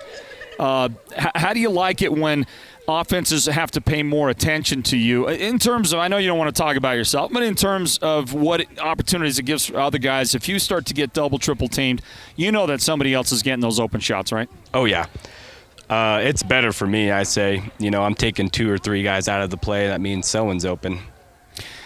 As a guy who got to play some of those glamour spots, I played the skill positions, right? I wasn't that big a guy in high school. I'm not a big guy now, I don't think, Keanu. I can't relate to line play. I can't relate to an offensive guard or tackle or defensive line. I can't relate to it. I don't understand how you guys have fun, but you guys all love what you do. What is it about this? What is it about being in the trenches? Everybody in the trenches has to forget themselves to make a team. So you can't really focus on how many touchdowns, if you want to get the ball or not. You got to be like, my brother, he's running the ball, and I'm going to make sure, we're going to do this together. You got to lose that selfishness. The other thing I've found about linemen, Keanu, is oftentimes they're the smartest guys on the field. I mean, a quarterback has always got to be pretty smart, but do you feel the same way? Are your brothers in the trenches? Are these smart guys? Oh, yeah. Yeah. Yeah. Also, the way you guys work as a cohesive unit, right? You got the team. The team is the team. But you got a little team within the confines of the team. That group, the offensive or defensive line group, is a unit that has to work together as its own subset of the team. Would you look at it that way? Yes. Yeah. And how do you feel like your guys do that? We just communicate, and a lot of it's just outside of football. We're all brothers outside. We're not just on the football field. In school and other places, we hang out. Just created such a strong bond. If you took your starting, you play on the offensive line as well, right, Keanu? Yes. Yeah, you're over there. If you took your starting 5 offensive linemen, not the other guys, not the backups, not the guys that come in and rotate in, but the starting 5 guys, and I sat you down at the pizza buffet, how many extra large pizzas is this group going to go through at one time in one sitting? Well, we kind of got a smaller line, so I would say about 5, me eating 2. We're not that big. Okay. Yeah. All right, I got you. Well, that's still more. That's more than all the quarterbacks, running backs, and receivers are going to eat together. Okay.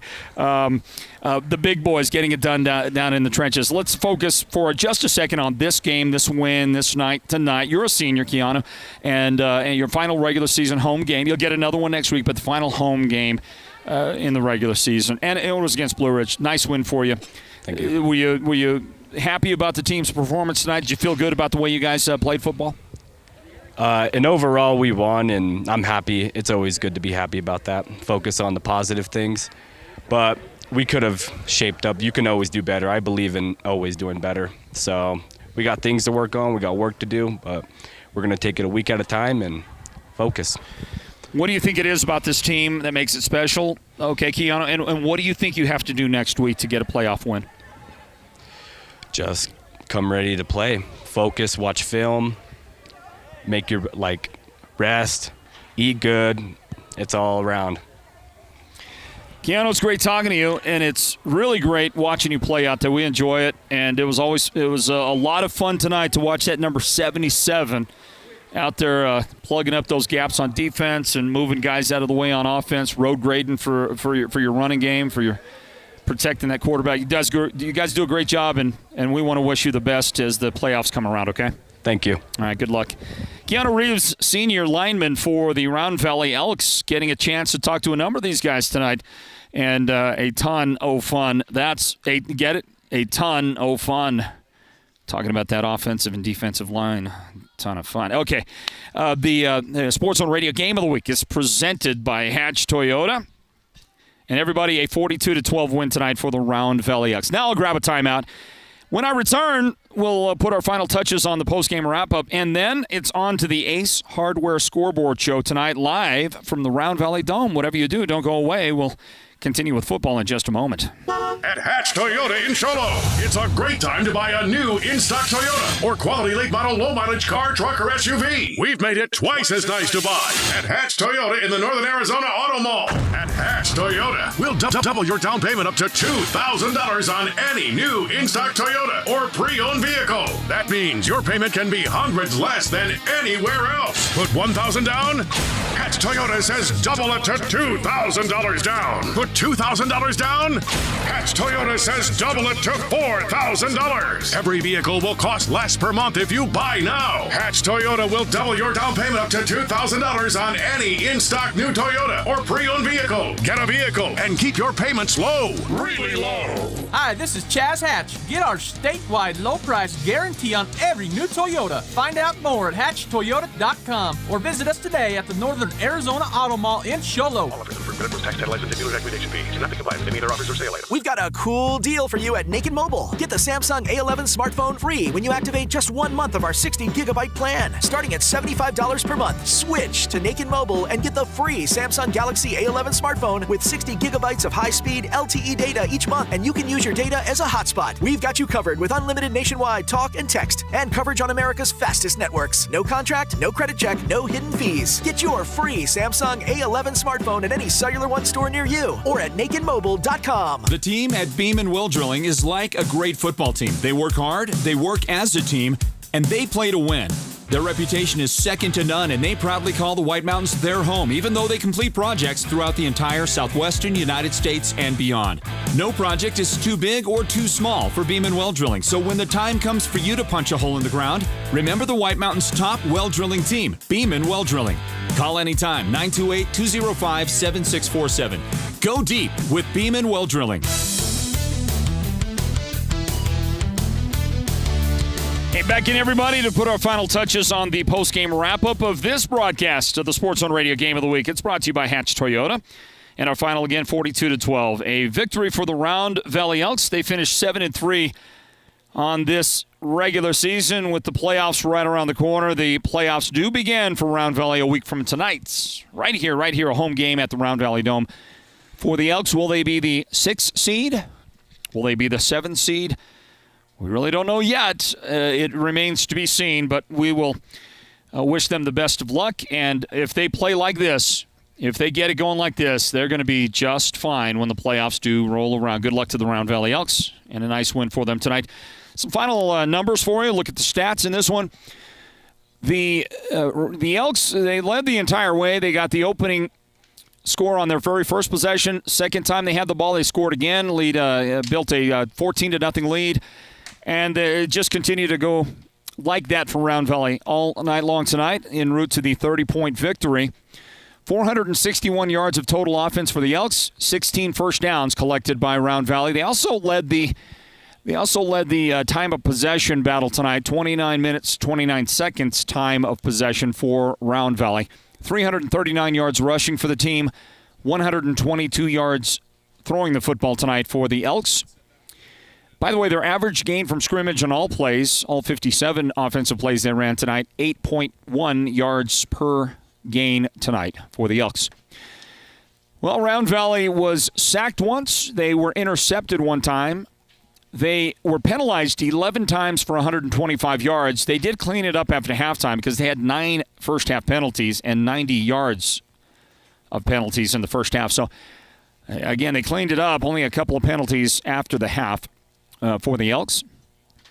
They fumbled the ball 3 times and only lost 1 of them. A recovery by the Yellow Jackets and a total of 2 turnovers tonight for Round Valley. their quarterback, Riker Marble, before being injured right at the end of the third quarter, was 6 of 12 throwing the ball for 122 yards, 2 touchdowns, 1 interception for Riker. Also, after filling in tonight, Brett Jordan went out there and ran the ball. He did not throw the ball tonight in his fill-in role in the fourth quarter as the quarterback. The leading receiver tonight was Jordan Elmer, 3 catches for 66 yards and 2 touchdowns for Jordan. Brett Jordan, 2 catches for 43 yards, and the only other guy that caught a pass was Kyle Clark. He caught 1 pass for 13 yards. Tonight, running the football, the leading rusher was Brett Jordan. And Brett, on limited carries, 5 carries, collected 108 yards rushing. That's 21.6 yards per carry and a touchdown, which was a 76-yard run for Jordan. Riker Marble, 14 carries for 93 yards and 2 touchdowns tonight. Kyle Clark carried it 14 times for 79 yards and a touchdown. To his credit, Gage Baker, 10 rushes for 46 yards. Great running game tonight. A lot of spreading of the wealth out there by Round Valley on offense. Dallin Walker, 1 carry for 6 yards. Brody Ziegler, 1 rush for 7 yards tonight to cap off the tallies for Round Valley's offense. Great job by the Elks. On the other side, how about the Blue Ridge Yellow Jackets? Well, Blue Ridge didn't have a ton of highlights in this one today. They did have a 96-yard kick return by Elam Antonelli. Elam played a good game all night long, but team-wise, it just wasn't there for the Yellow Jackets. But Antonelli had that 96-yard kick return, and it was a legit return. It was a beautiful return, and put on display just how talented Elam is. His team, the Yellow Jackets, collected 131 yards of total offense tonight and 5 first downs. Time of possession for the Yellow Jackets, only 18 minutes and 31 seconds. The Yellow Jackets were limited to 22 yards rushing. They averaged 1 yard per carry. 1 yard per carry, 21 team rushes, 22 yards total for the Yellow Jackets. Throwing the football, 109 yards of total passing for the Jackets. They threw 1 touchdown. They were intercepted twice, penalized only 3 times in the game for 25 yards, so they kept it clean there. They fumbled the ball 4 times, ended up getting back on top of every one of those fumbles. But they did have 2 total turnovers on those 2 passes they had intercepted by Round Valley's defense. Luke Berlin was 13 out of 21 for 109 yards. That's 62% pass completions, 1 touchdown, 2 interceptions tonight for Luke. Seth Slaughter, out of a fake field goal or a fake punt attempt, threw the ball 1 time.